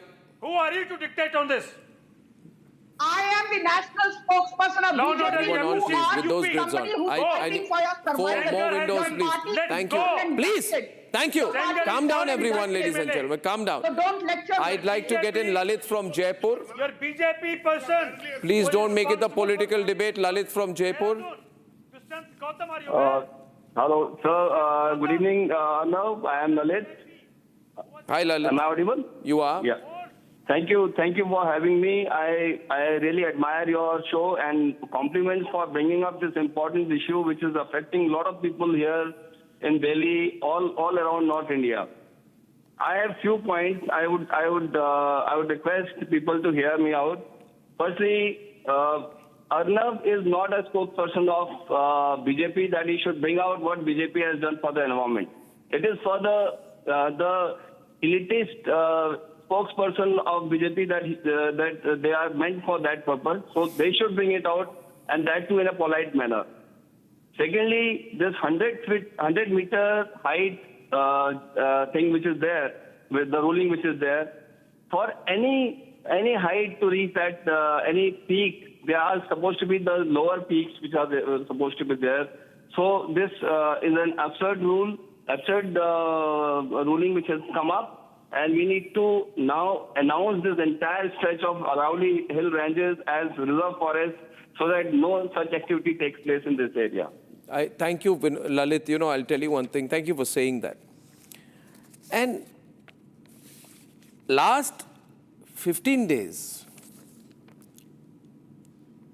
one lobby says, oh, you are taking on the government, the Supreme Court. I mean, what am I supposed to do? I mean, if these are issues that impact the people, we speak for the people. We always have. And we will also in the future. And I want to tell the other media also, including the corporate media, the corporate-owned media, find a voice. Find a voice. You have reporters, send them also. Why should Sambhavi be the only reporter there? All these other channels, they only go Sambhavi 5 kilometers into Lutyens to get a reaction from a party spokesperson. And that's why these people, these corrupt mining mafia who you encounter, have the guts to offer money. We show that visual out there. We say today we are proud because it's not about an attempt to bribe a reporter with high credibility and passion for her work. That's not the issue. The issue is, why have things come to this?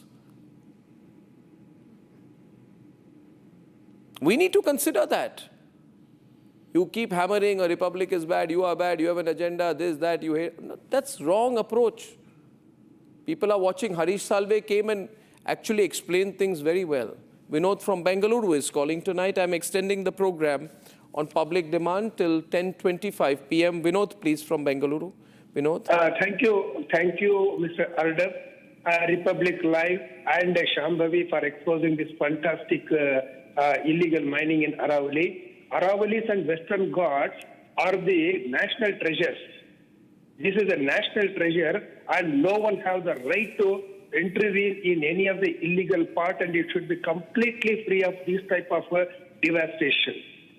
And I thank for the wonderful work done by this Republic TV and for the last 3 days with the interview with the CJI, Mr. Gawai and Sri Salve, and for the fantastic work of Shambhavi. We did. I didn't interview Mr. Gawai like Sanju Verma says. Rhythm, he exposed you. I'm not saying I exposed Mr. Gawai. Why should I want to? But we had a conversation. And for people to judge, you can still find it on digital, right? And people are talking about it. You're so full of yourself. I am not. You appear to be. Full of yourself. Rhythm. Now you're going to. You can make it as personal as you wish to. It's not being You personal. can make it as personal as you wish to. You're so full of yourself all the time. I think, yes, Sanju, even you will agree that the larger points that were made by even Harish Salve when he was looking today at everything that's been done, and he's been amicus in this case since 1996, needs to be taken into consideration. What is he talking about? Indiscriminate mining activities that threaten to turn Delhi into a desert and other states need to be stopped. It's happening. Shambhavi's investigation has clearly shown it's happening. She's been into the very towns to show it's happening. Yet you continue to be obstinate and stick to your point. I respect your point of view, but there is no agenda that Republic TV is following here, Sanjay. You guys are not doing what the government Rhythm. Sanju, the violations are happening despite clear regulatory orders, despite written directives. I'm sure you know by the Director General of Mine Safety, and the nation wants to know why are the violations being allowed. Why give out a half-baked story? Half-baked story. Okay, so this becomes a half-baked story. That came into I can equally say that your arguments are half-baked. Have you spoken once about what about your half-baked arguments? On mining? What about your half-baked arguments? Everyone on. What about our half-baked argument? Why don't you go to where Sambhavi has gone and find out for yourself? You are only talking about the negatives. You've not spoken about There is no negative or positive in this. Measures taken by the Modi government to There is no. I'll tell you one story. Once upon a time, in the year 2011, there was a press conference of Prime Minister Manmohan Singh, in which everybody asked him stupid questions. Only I asked him about the Devas ISRO scam. After the press conference, he looked at the owner of another network when I was standing next to him and he said, why does Arnab only do negative stories? Who are you to define what is negative or positive? I'm doing a positive story. You take action. Positive. It's about you not giving out the whole. I have given out as much as I can, ma'am. Rest of it. Okay, fine. Okay, fine. Now, Karnal from Gurugram. There's no point in making it adversarial with me. I'm not interested in that. I'm looking at the larger issues concerned. You're making this an incendiary debate. No, I don't think it is. I'm giving you every opportunity. You've spoken for 90% of the time. Trees were planted under the 8 Ped Maa Ke Naam scheme. What? Tell me that. 113 crore trees, Arnab Goswami. Most of which came up in Gujarat, Rajasthan, Haryana, and the Delhi NCR What does that have to do with Aravalli? Why? Aravalli passes through Gujarat, Rajasthan, Haryana, and NCR, and you're saying it has nothing to do with the Aravalli region. Vaishali can respond to you. You can't build. In Haryana. Vishal. एक पेड़ माँ के नाम. You the Aravallis in which you cut they cut heritage grown up trees and then they put saplings and they say एक पेड़ माँ के नाम. They clear up forests and then they say एक पेड़ माँ के नाम. They blast away hills and then they say एक पेड़ माँ के नाम. मजाक बना रखा है देश का. Karnal. देश को from Gurugram, Karnal. I don't want a political debate. Karnal from Gurugram, Karnal. Hi, Arnab. Good evening. I am Colonel Deep Dagar. Sorry, Colonel. I am Colonel Dagar. Colonel Dagar, thank you very much, Colonel Dagar. I correct the name there, please. You are doing a great job, Arnab. Yeah. And Ms. Sanju Verma should not get angry, like EVM story of Rahul Gandhi. And you are taking a very great issue. And I can tell you, around Manesar, lot of things are happening during night. Lot of tractors, trucks, and sand mafia and stone mafia. They are taking a lot of stuff, and a lot of enforcement has taken place. So this ban, mining ban, is just a lip service, and it is not a correct situation. I can show things on ground. Now, Colonel Dagar, I think Sanju's heard you. I think the people who matter are hearing you. Will follow that up to. See, ecology is not a political issue. Mandar Nam from Pune. Mandar Nam, are you there? Hi. This is Mandar Namdoshi from Pune. Names are wrong. Mandar Namdoshi. Please change that. Mandar Namdoshi. Yes, Mandar.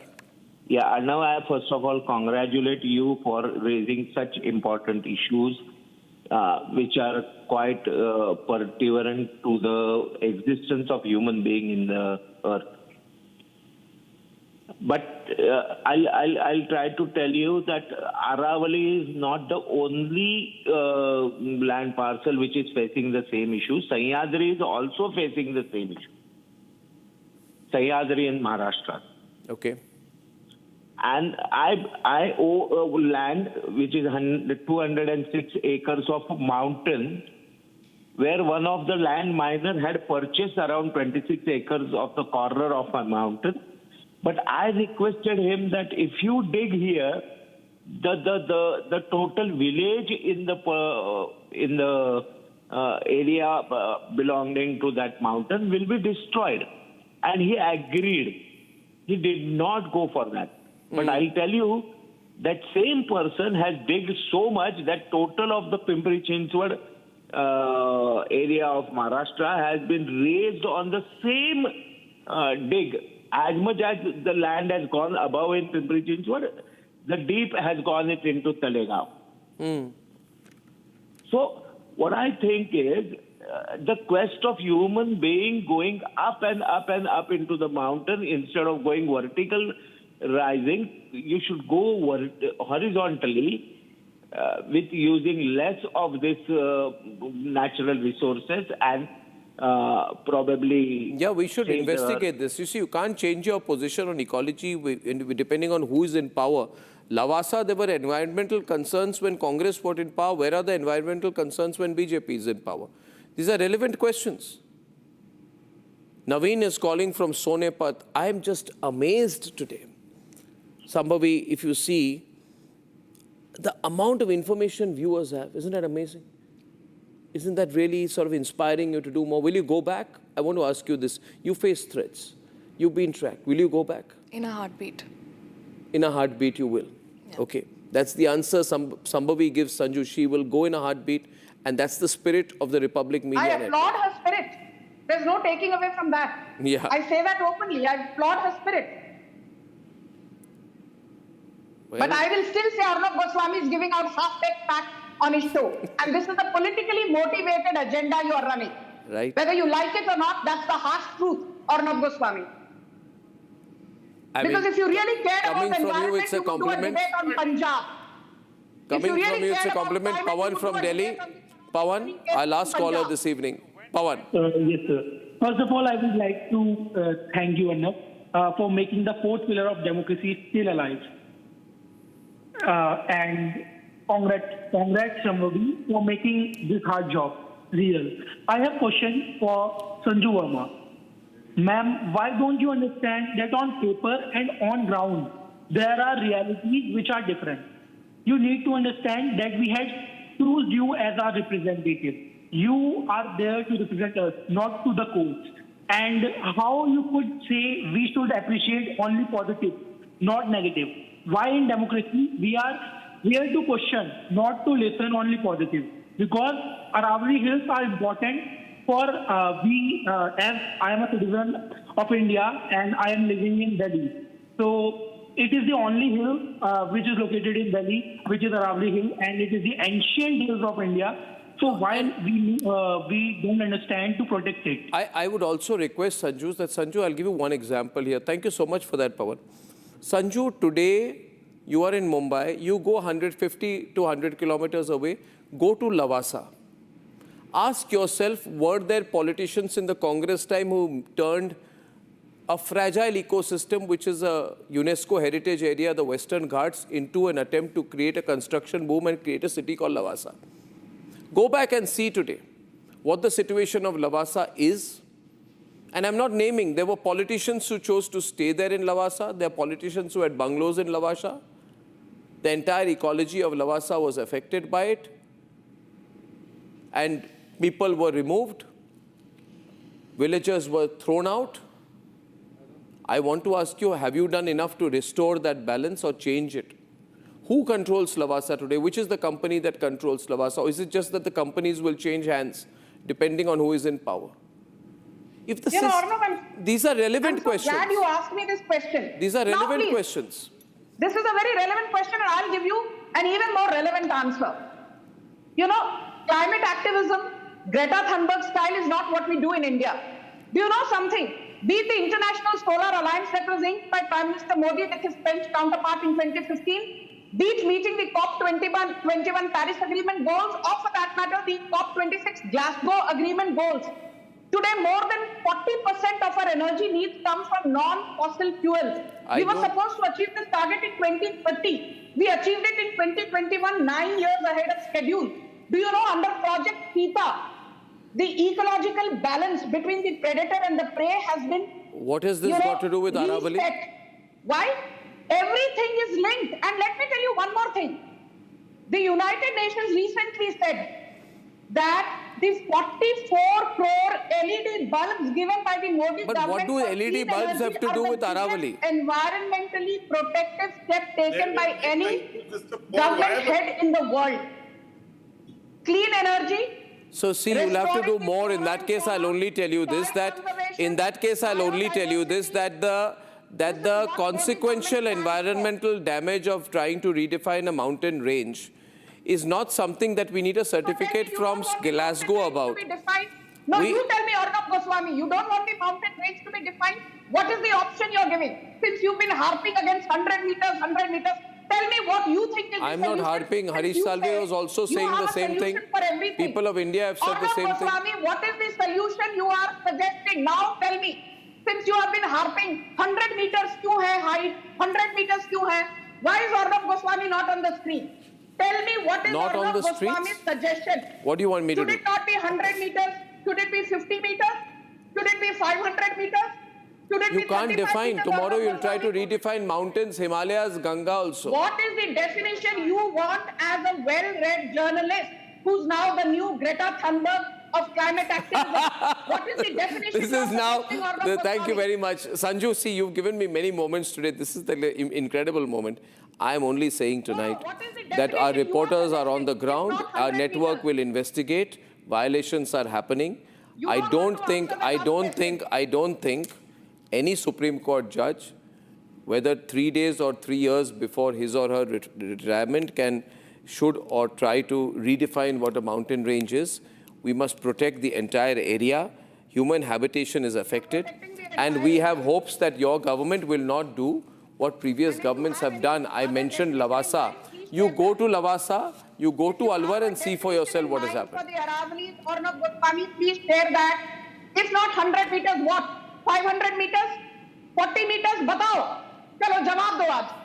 क्या चाहते हो आप? Definition हो Aravalli Hills के Arnab? मैं तो ऐसा definition चाहता ही नहीं हूँ. I am against the idea of definition. ऐसा बेवकूफ थोड़ी चाहते हैं. I am not going to ask for a definition. I would say you want to create a Tanvi. Sorry, one minute. Rhythm, can you explain to her my position here? Is this batao does not make an impact on me. I was also asked by others earlier. नहीं, लोग पूछते हैं आपको क्या चाहिए? People always ask me. No, why are you shifting the onus to rhythm? There is no shifting of onus to rhythm.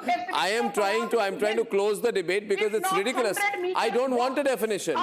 This is all jargonism. 500 meters, 40 meters. Tomorrow you will say Mount Everest is not a peak. No, Arnab Goswami, don't deflect. You will say the Deccan Plateau is not a plateau. Do not give lectures if you don't have basics in place. You will say Mumbai. First tell me what is the definition you think should be Can you applied. define what is a coastal zone? What is the definition that should be applied? Can you define what is a coastal zone? The problem with the 100 meters. Why would you, suppose someone redefines the Sundarbans? With 100 meters. Why do you want to redefine things? 100 meters. Of course I have a problem with 100 meters. I have a problem with trying to redefine things. Have an answer. I've given you 1,000 answers. You're not listening tonight, but I'm sure we have debated this issue ad nauseum, ladies and gentlemen. And as far as I'm concerned, I will only wrap by saying, Sambhavi, I loved what you said. I'll go back in a heartbeat. You will go. You have our complete and uninhibited support. Rhythm is following this up legally. I'm sure a review petition will come in. To politicians, don't look at these things adversarially. Look at these things as eye-openers. Power to the people, ladies and gentlemen. Power to the people. I'll see you tomorrow. Good night and goodbye.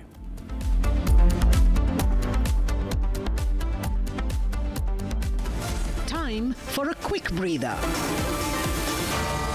Arnab will be... An element is born. Introducing the Phantom Black Edition by Grand Vitara. In the India Today Best Universities Survey, India's #1 ranked universities in various streams are JNU Delhi, Amity University, AIMS Delhi, IIT Delhi, and National Law School, Bengaluru. MDH की हल्दी मिर्ची धनिया करे कमाल, ये रंग दे, ये खुशबू दे, ये तीखा, ये कम पड़े, क्या निराला MDH मसाला। पैसा लगाना है तो सेंचुरी क्लब प्राइम पे लगाओ, डूबेगा नहीं, जलेगा भी नहीं, कोई खा नहीं जाएगा, धोखा नहीं देगा, ऊपर नीचे भी नहीं होगा, सेफ रहेगा, सिक्योर्ड में मिनिमम 30 साल का रिटर्न देगा। अब इससे बेटर इन्वेस्टमेंट है तो बताओ। सेंचुरी क्लब प्राइम, रहो बेफिक्र। R pure shahi paneer masala, delicious, healthy, everyday. आधे बाउल दही में 4 चम्मच MDH चटनी पुदीना मसाला डाला, स्टर करो, पुदीना चटनी तैयार। MDH चटनी पुदीना मसाला। MDH।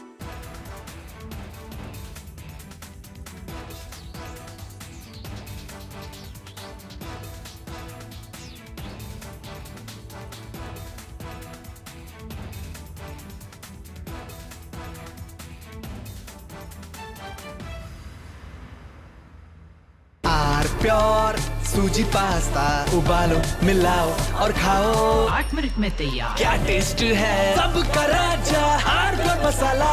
We are willing to put an end to this conflict via peaceful means based on the principles that I outlined in July last year when I spoke at the Foreign Ministry of Russia.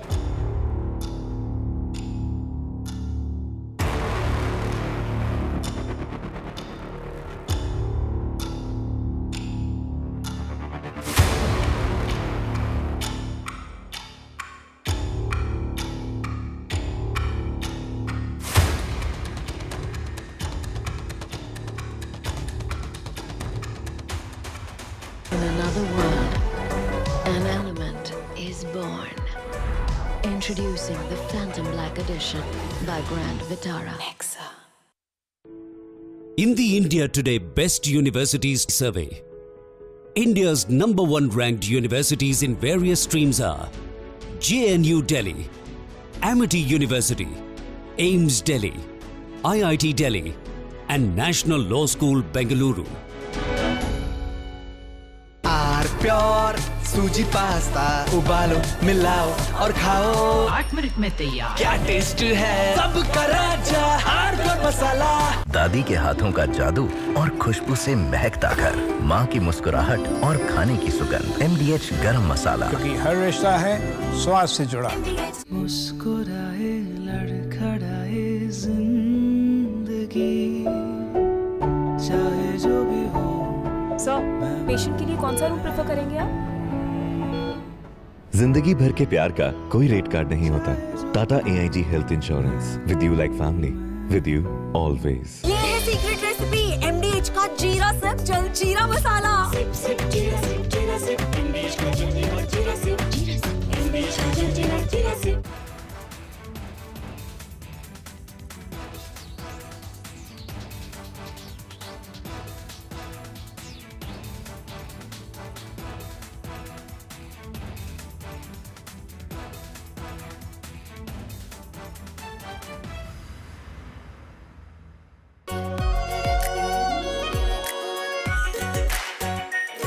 Pure shahi paneer masala, delicious, healthy everyday.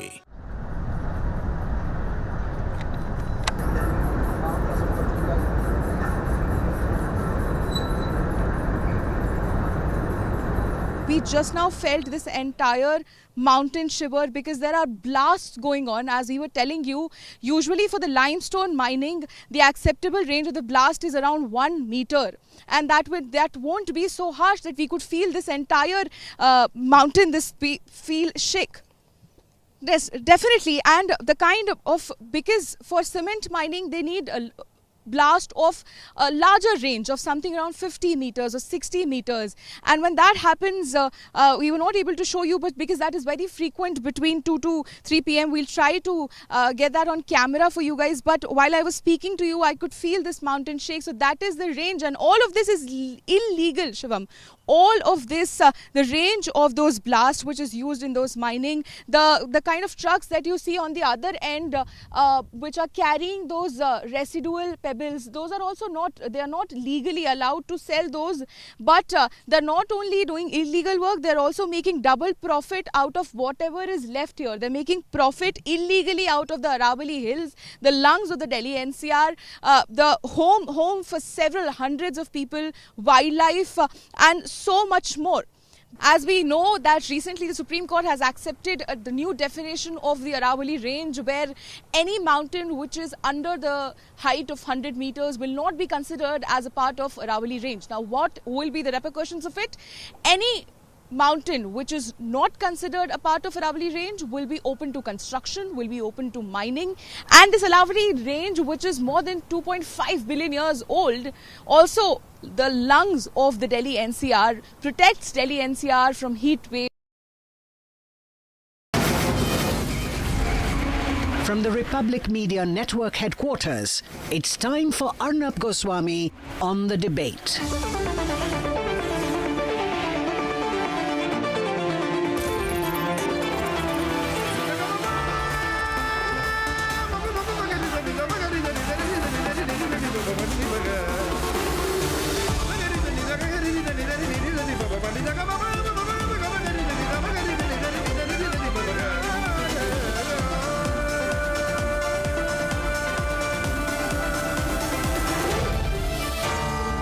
Arnab Goswami on the debate. On the show tonight, the raging debate about why only the super rich in this country seem to be getting justice. Following 8:30 p.m. tonight, why people feel the courts of the country, the judiciary of the country must come under public scrutiny. And at 9 p.m. tonight, an Aravalli sting, a blatant open violations of everything the central government is promising. We'll expose everything at 9 o'clock tonight.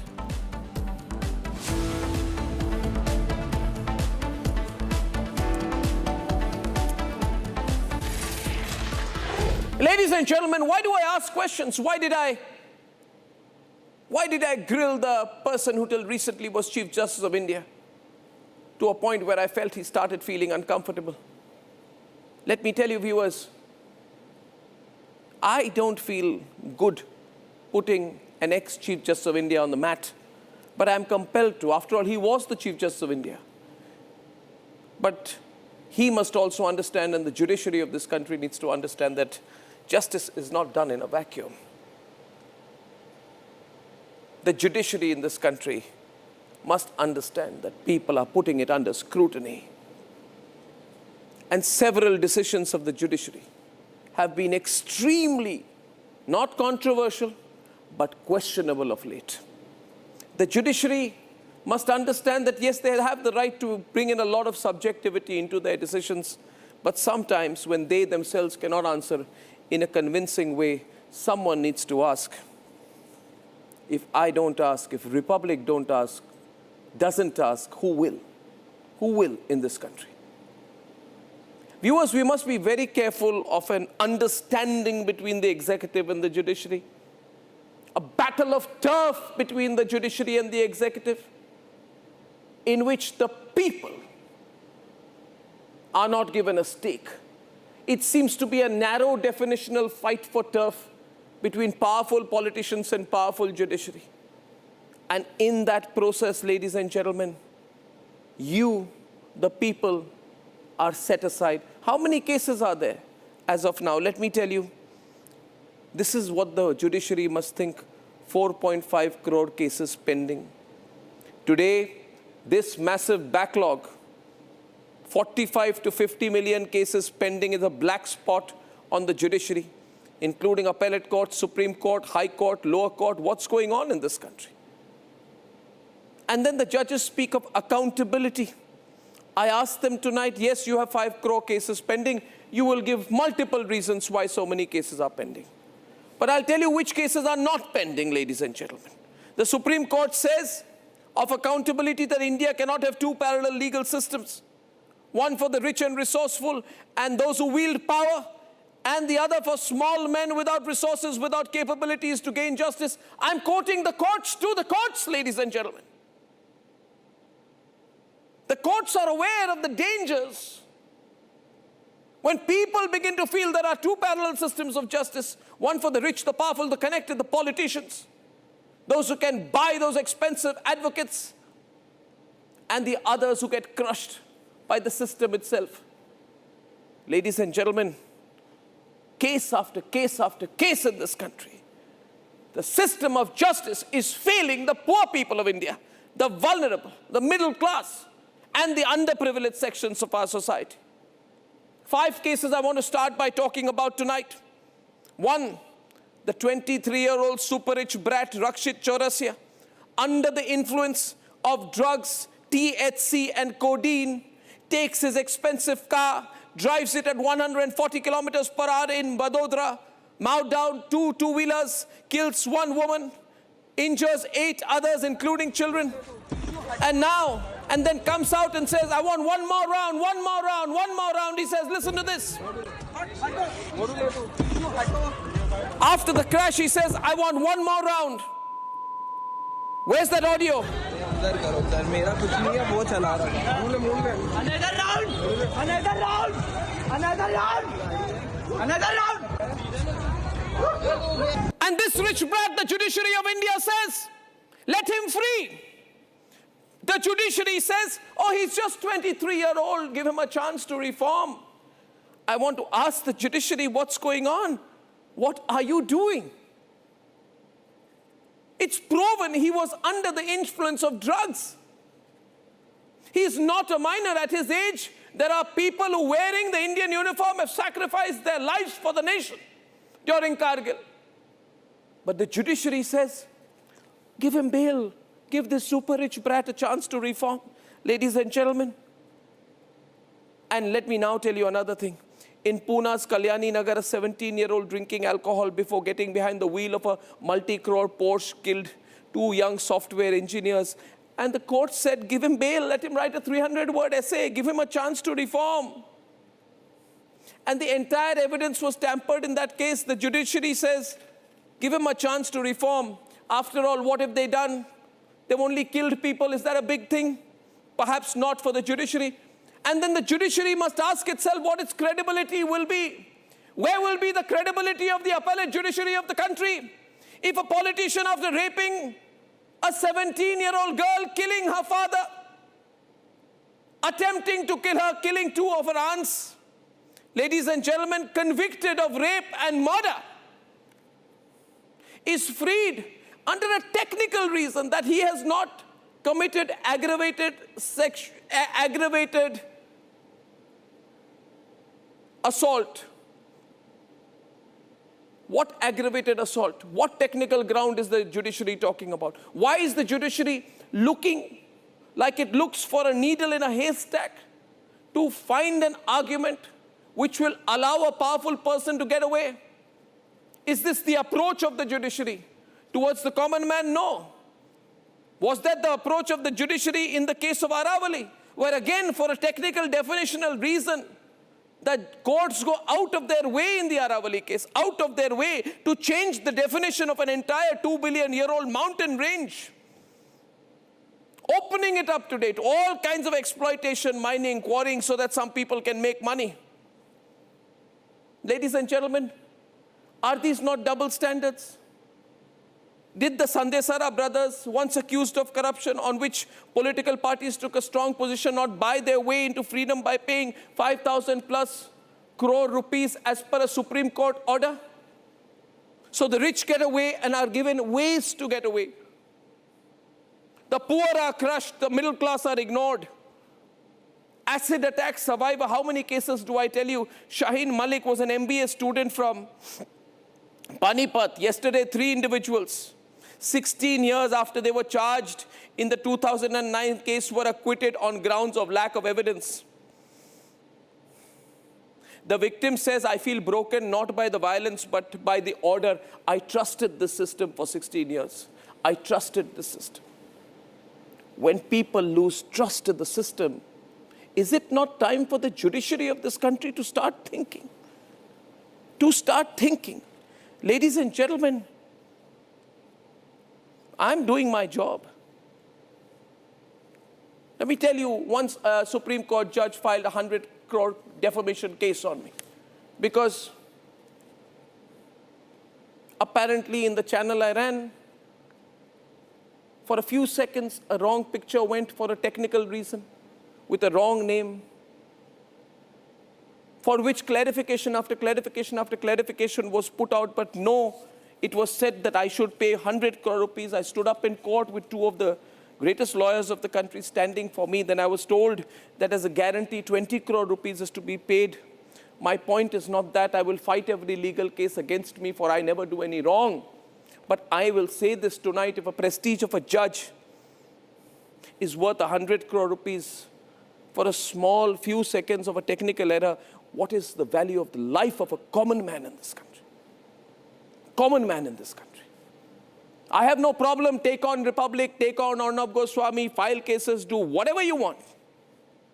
But stand for the common person in this country. And then I find it strange that when a politician rapes a 17-year-old, kills her father or aunt, when a 24-year-old under the influence of drugs kills people on the road, the courts are very forgiving. Very forgiving.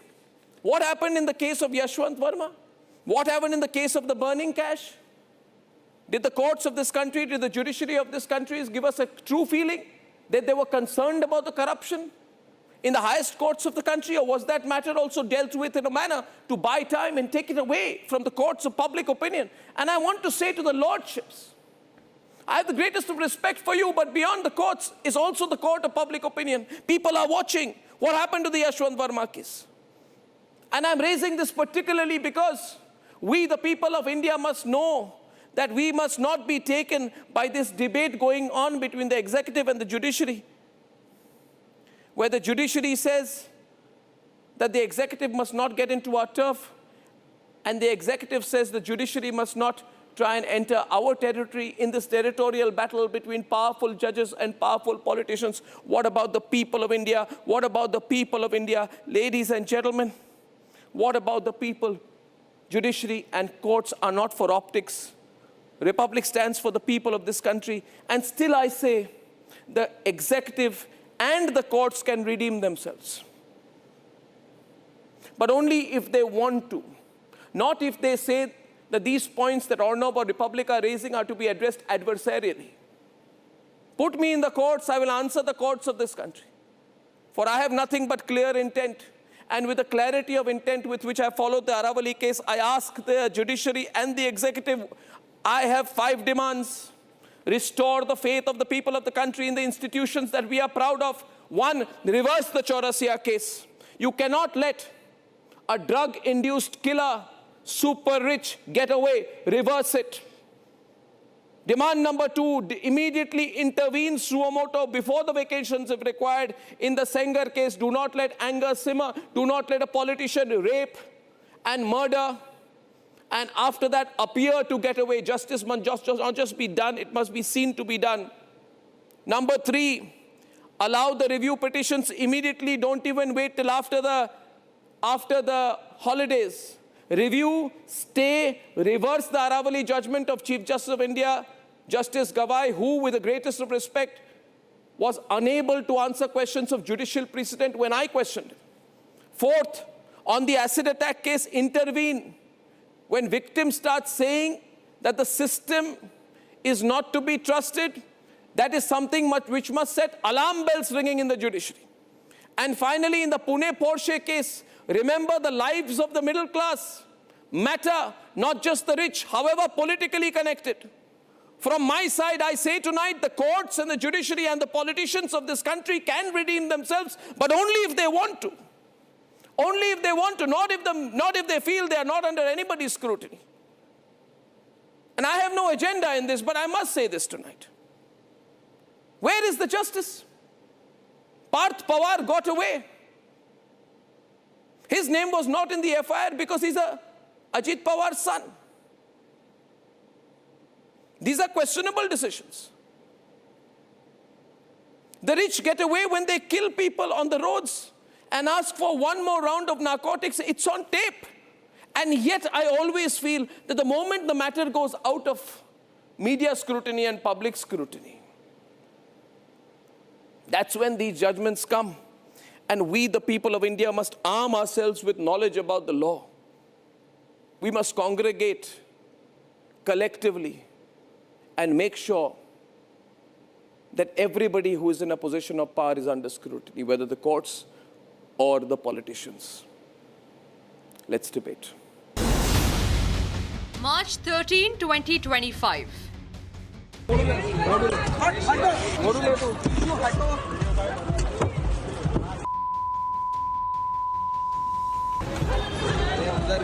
मेरा कुछ नहीं है वो चला रहा है another round another round another round another round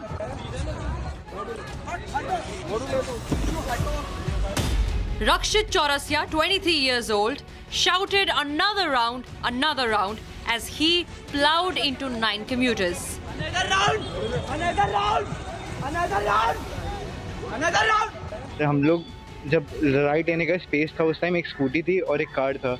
उसके बाद जैसे ही हम लोग अंदर घुसे तो कार छू गई और एयरबैग खुल गया.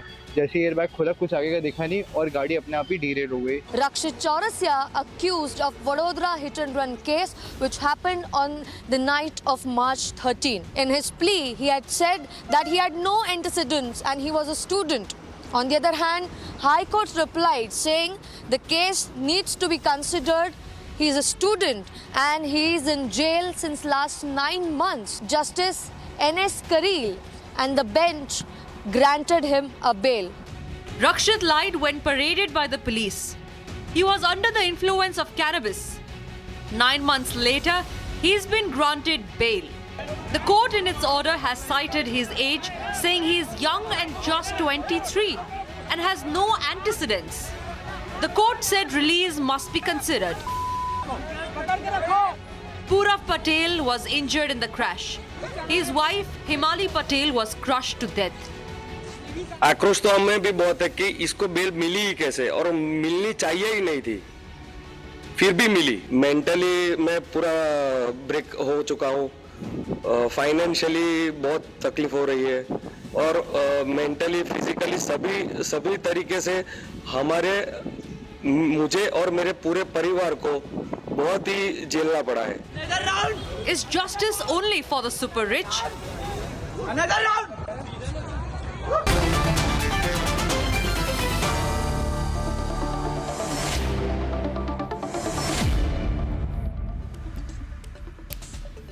With us on the program is Purab Patel, husband of Himali Patel. His wife died in the crash.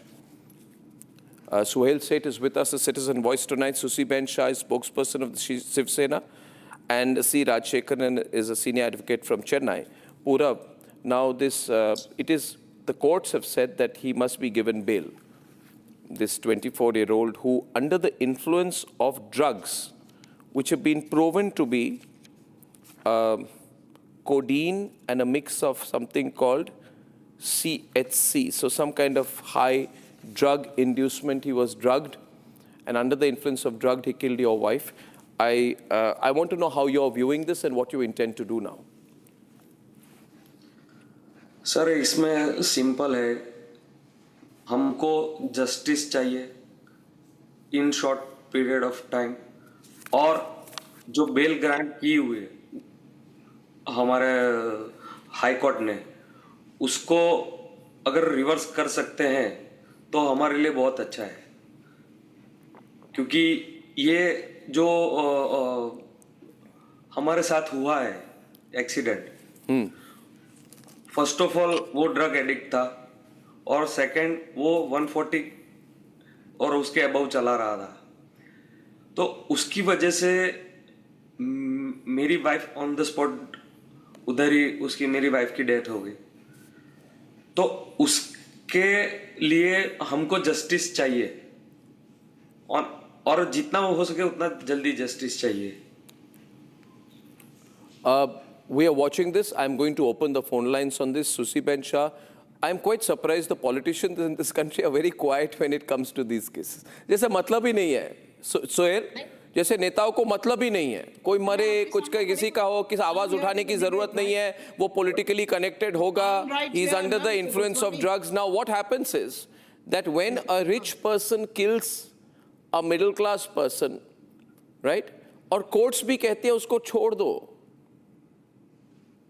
this becomes a precedent for the future. I'm surprised आप लोगों को, आप लोग ruling coalition में हैं, कुछ फर्क नहीं पड़ता है politicians. It doesn't matter to people now. May I say a few lines, please? Yes. Let me say one thing, Arnab. First, let me congratulate you for what you have done with the Aravallis. You've been an old friend of mine, and like many people, I thought that perhaps you were going soft, but I'm glad you haven't changed. Because the day you change, you, and rightly so, the people of India will feel let down. And for that, my congratulations to you and to the Republic TV channel, because you have reposed faith in the people of the Republic of India. Your victory on the Aravallis is not a victory for a television channel called Republic. It's a victory for the Republic of India. You know, Amartya Sen wrote a seminal book called Idea of Justice. And to paraphrase what you said in your opening remarks, he said, justice is ultimately about fairness. So what Mr. Patel has gone through is unfairness of the highest order. It is unfairness at the courts of law. It is about process, and it is not about justice. The difference between Niti and Nyay is people like Mr. Patel, you, me, everyone would go to a court of law expecting justice. But what we get is process and a lot of pain. And I'm delighted that you're bringing up these issues, because this is what matters in today's India. You can't talk about a Vikshit Bharat where every Bharatiya has to worry about safety, law and order, but more importantly, about justice. The politicians, to my mind, have shamed themselves beyond repair. You know, the lady from Shiv Sena is nodding her head in disgust. Ma'am, it is absolutely disgusting. I'm disgusted by the tragedy. Absolutely. I'm so glad you're saying that. I'm That not is a minimizing great... it. Ma'am, let me finish. Please, you know, please. the Shiv Sena was founded by Balasaheb Thackeray. Sir. I don't know which faction you are in or not in, I'm but from I have to Shiv Sena. say, I had a lot of respect for Balasaheb Thackeray because he put India first. And most importantly, he put Indians first. Today, the Indians feel like second-class citizens. If you don't have access to great lawyers, if you don't have access to, people in the judiciary, you are marginalized. That is what we have to change in today's India. We cannot hope for an inclusive India where half the population is left out of the process because the other half can control, manipulate, and indulge in machinations of the worst kind. That's what Arnab Goswami is talking about. That's what Mr. Patel is identifying. I mean, can you imagine this brat uses the power of his wealth to subvert the process of independent judicial intervention? That is the tragedy of India. We will keep, first of all, Sohail, thank you for what you've said. We've never actually changed. I just feel that the problem is the asymmetry now in power between the courts and the politicians on one side and everybody else on the other. I am quite concerned, Susi Ben Shah, you should make this a big issue. You got a rich person under narcotic intoxication who murders a citizen and injures 8 others. Yes, Patel સાહેબ તમને અમારા તરફથી શ્રદ્ધાંજલિ અને આ ન્યાયિક લડાઈમાં અમે તમારી સાથે અડીખમ ઊભા છે. બિલકુલ આમાં બિલકુલ પોલિટિક્સનો સવાલ નથી. આજે બી પૂરું ભારત રિપબ્લિક સાથે અર્ણબ ગોસ્વામી સાથે તમારી સાથે ઊભા છે. Now coming back to your, he is a Patel, I am a Gujarati, so I thought let me just talk to him. We are here to give you confidence. We are here to give you confidence and not at all minimizing the tragedies being faced by the family. The crime was abhorrent. I mean, there is no two ways about it. But let us understand this, Mr. State, with the highest of respect, Mr. Goswami, and that this is a judicial process. The man was immediately, FIR was filed against him. Investigation is completed. The charge sheet is filed. It is death by negligence, rash and negligent driving. He's not going to escape that. He is going to face the strictest. No. After that, what happens is, Misha, let me tell you, here is a case here. No, I feel that he must go for appeal with this. I feel that the Advocate General of Gujarat must represent in the appeal against this. I feel the Chief Minister, Deputy Chief Minister, Home Minister of Gujarat must issue statements on this. I feel that the central government must get involved in this matter. I'll explain why. Why do you think otherwise? No, but Sushi Benji, because it has not happened so far, no? And the moment Republic... No, Sushi Benji, the moment Republic asks these questions, then it is always told... No, it is well within your rights to ask questions. No wonder you are the 4th pillar of the democracy. But I'm here to say, Mr. Goswami, that let us not trivialize the wisdom of the High Court judges. No, 1 minute. This is also... Let us not... Okay. One minute. Susi Benji, let me tell you. Susi Benji, it is always told to me. It is always told to me, listen, we are not aliens. I am not an alien. And the judiciary does not have higher intelligence than the common man. Please do not undermine to use, I say, when you are saying, Misha, 1 minute. Misha, listen to me. Misha, when you say, no, this line is always used. 1 minute, please let me. This line is always used. Trust the judicial process. No, trust the judicial process. It is wrong. I trust the judicial process, but what has the judicial process done to deserve my trust? The judicial process, Susi Benji, the judges are coming under scrutiny in this country. Do you realize how significant this moment is? When I have interviewed day before yesterday... No one is denying that. No, but why have you ever thought, it's not about denial. Why are people losing faith in the judiciary? There are set procedures. What procedure? It is complete discretion. Madam, with due respect, we are not a banana republic. Judiciary does not run debate. You answer one question of mine. Madam, you're a very bright person. Answer one question of mine. And I know you will answer it with honesty and purpose. Absolutely. Today, if you ask an average Indian, does he have faith in the politician? The answer is no. Does he have faith in the judiciary? The answer is no. Does he have faith in the police? The answer is no. You tell me, Ms. Shah, where should the average citizen go? Doesn't have access to a republic or to you or to other people. Where does that citizen go? You tell me that. A, B, you said ultimately everything will be sorted. John Maynard Keynes said in the long run we are all dead. justice delayed is justice denied. You only answer this issue. What will you tell, as a responsible human being which you are, what answer will you give to Mr. Patel, who's been fighting for his life, for a put him on it. who was killed because of a super brat?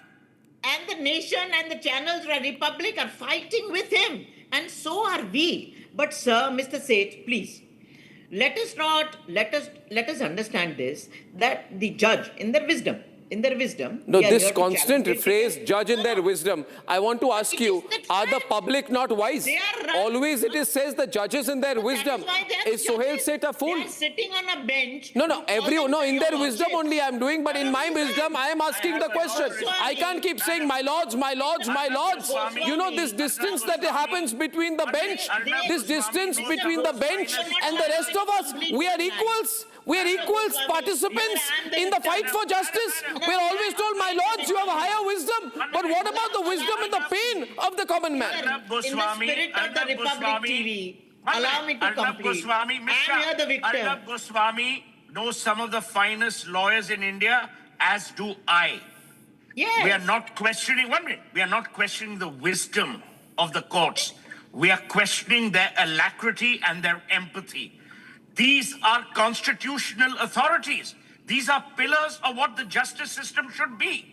Now, you tell me, Ms. Shah, God forbid, if it had happened to any of our families, would we be as patient as Mr. Patel is? We won't. No, we would be aggrieved. I agree with you. No, not aggrieved. I'd be upset. I'd want to kill someone. I mean, not kill someone. No, please, sir. Now, my question is here. I'll give a thought to Mr. Rajshekharan. The case, I am only curious about these cases, Ms. Shah, Rajshekharan, in terms of precedent. Tomorrow, somebody in Guwahati is killed like this. Somebody in, God forbid, Siliguri is killed like this. Somebody drives an expensive car 150 kilometers an hour under the influence of tetrahydrocannabinol and codeine or any other combination of narcotics, and somebody dies, they'll get out of jail in 4 months. And where in the law, Mr. Rajshekharan, is written that if you're 24-year-old, you are to be treated differently from a 42-year-old? You can vote, or a 52-year-old? Where is the law? I want the judge to show me the law that a 24-year-old is to be treated like a minor. Please show me. No, why? No, but where? No, question is where? Which leeway has the judge used in this case? Or is it his personal opinion? You allow that rascal to vote, but you think he's unwise. Why do you allow him to vote then? Your voting age is much below his drinking Rajshekharan, age. quickly. Rajshekharan. I just want to come in for a second after Mr. Rajshekharan. I empathize with Mr. Patel. I completely agree with all your questions put forth to the judiciary. But let us be fair and honest in debating something which has been in the courts for a couple of years. See, the concerned, not a couple of years, 9 months. 9 months. No, I'll tell you. Charge sheet has been filed. The accused... The forensic report has been given. No, I'll tell you. The medical report has been given. Arrested. The accused has been arrested, remanded. He was inside the prison for 9 months. So I'll tell you how the system works. This is how bail is a rule, jail is an exception for any case. But I'm sorry, a 24-year-old is old enough to drink, dope. No, I'll tell you. Please. Drink, dope and kill. See, I don't make any accusations towards the judge because I'm not making accusations to the judge. I'm just saying for the middle class, bail is often an illusion. For the powerful and the privileged, 1 minute, for the powerful and the privileged, it's a procedural inevitability. My question is this. In this particular case, the observations of the judge are extremely subjective. Where a judge feels an individual has the right to reform. Show me the precedent which says a 24-year-old deserves a soft touch. Show me. Show me. Pura Patel is here. Pura, my question is, show me what? No, Mr. Patel. Is the basis of a jurisprudence. No, I'm not. Don't teach me the basis of jurisprudence. Show me the law which says a 24-year-old is to be treated like a child after committing an act of murder. Mr. Patel. No, the case is dealt on merits, not on individual personalities or their age or anything. The observation doesn't carry good in the judgment. Well, tomorrow the rich will kill people like this in every Indian city and get away.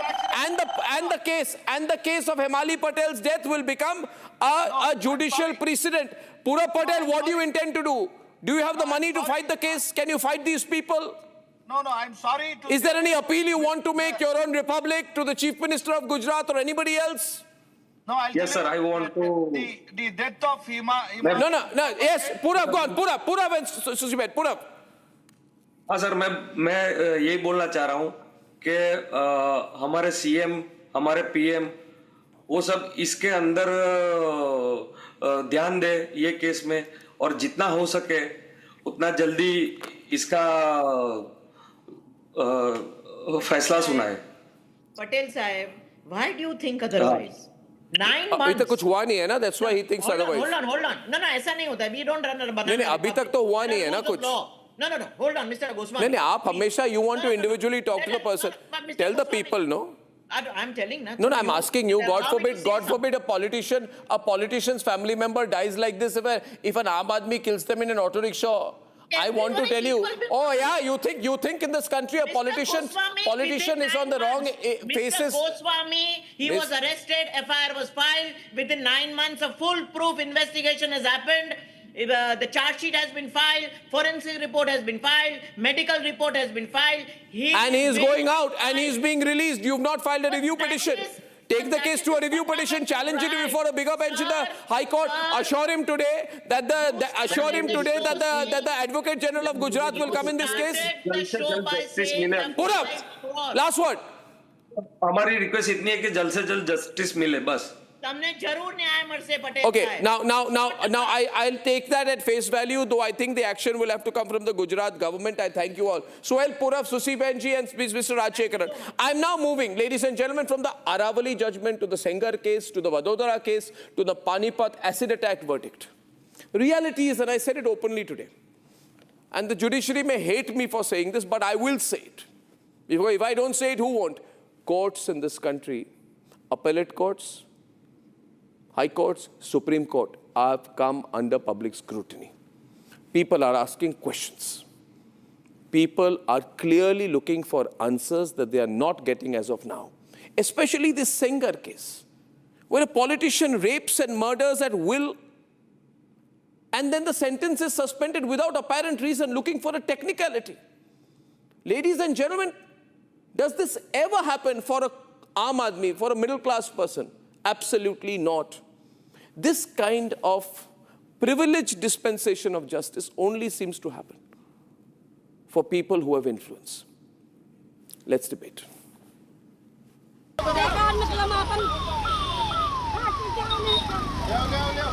With the Sengar case now snowballing into a national debate, it has now become the starting point for people to question orders. मैं गई थी high court 46 court number में ये judgement होना था और मैं इस जजमेंट से बहुत दुख महसूस कर रही हूँ. मुझे बहुत आहत है. मुझे लगा कि मैं यहीं पे अपना सुसाइड कर लूँ. Remember this person.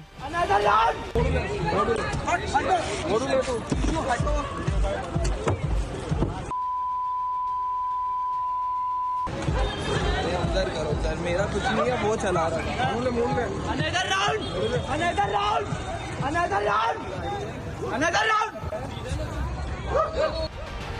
And yet another individual let down by the system. Bail जो दिया है वो मेरे को ग्रांटेड नहीं है. बेल किस रीजन पे दिया है?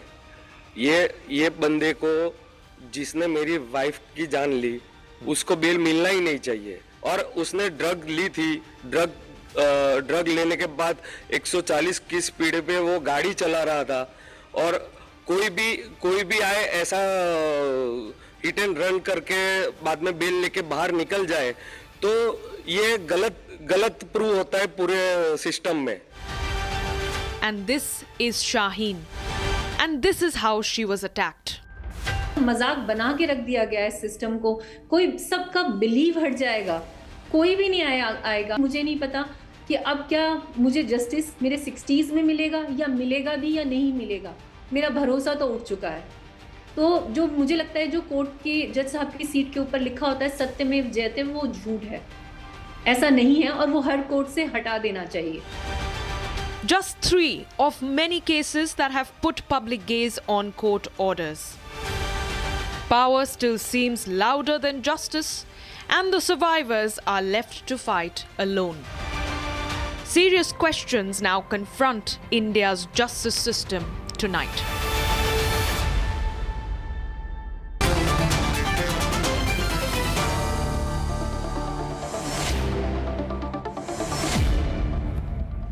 And this is a trend. The courts have come under public scrutiny, public criticism. People have started reading judgments. That's wonderful today. Lalita Kumaramangalam, former chairperson of National Commission for Women. Tanushri Bhalla is joining us tonight. She's an attorney jurist in the Supreme Court. We have Neelam Krishnamurthy, president of the Association of Victims of Bhopal Tragedy. She lost her 2 children and been fighting for over 2.5 decades for justice in that case. And we have Advocate Ashutosh Srivastav. He was the judge advocate for the accused in the Pune Porsche case. So unfortunate that your clients have got away. They should be put in jail. Your client should be put in jail.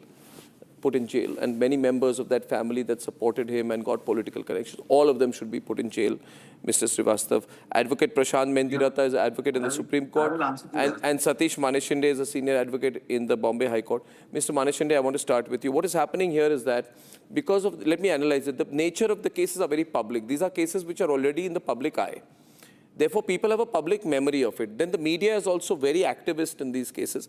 And then people are beginning to read judgments.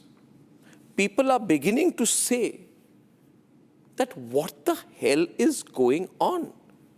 Like in the Sengar case. Section 5 POCSO does not apply. Section 6 POCSO does not apply. Section 376(2) IPC does not apply. Now, 10 years back, people would have said, okay, the judge has done this. Now what is happening is, because of the internet, because of availability, because of media, people are saying, how did you minimize a rape and murder into a technicality to let a politician off the hook? And he's a convicted politician. Fair amount of subjectivity put in the operative part of the judgment. Can I come in now? Yeah. See, first of all, we have a well-insulated judicial system whereby any wrong that is committed by any judge of either a trial court or by the High Court or by a division bench of the High Court, an appeal lies to the Supreme Court.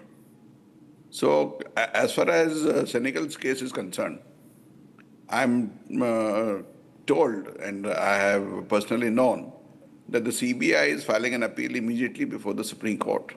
Because of media scrutiny. If you recollect, one judge from the Nagpur bench in Bombay High Court had, in a POCSO case, said that skin to skin, unless there is a skin to skin touch, it cannot be brought under the POCSO Act.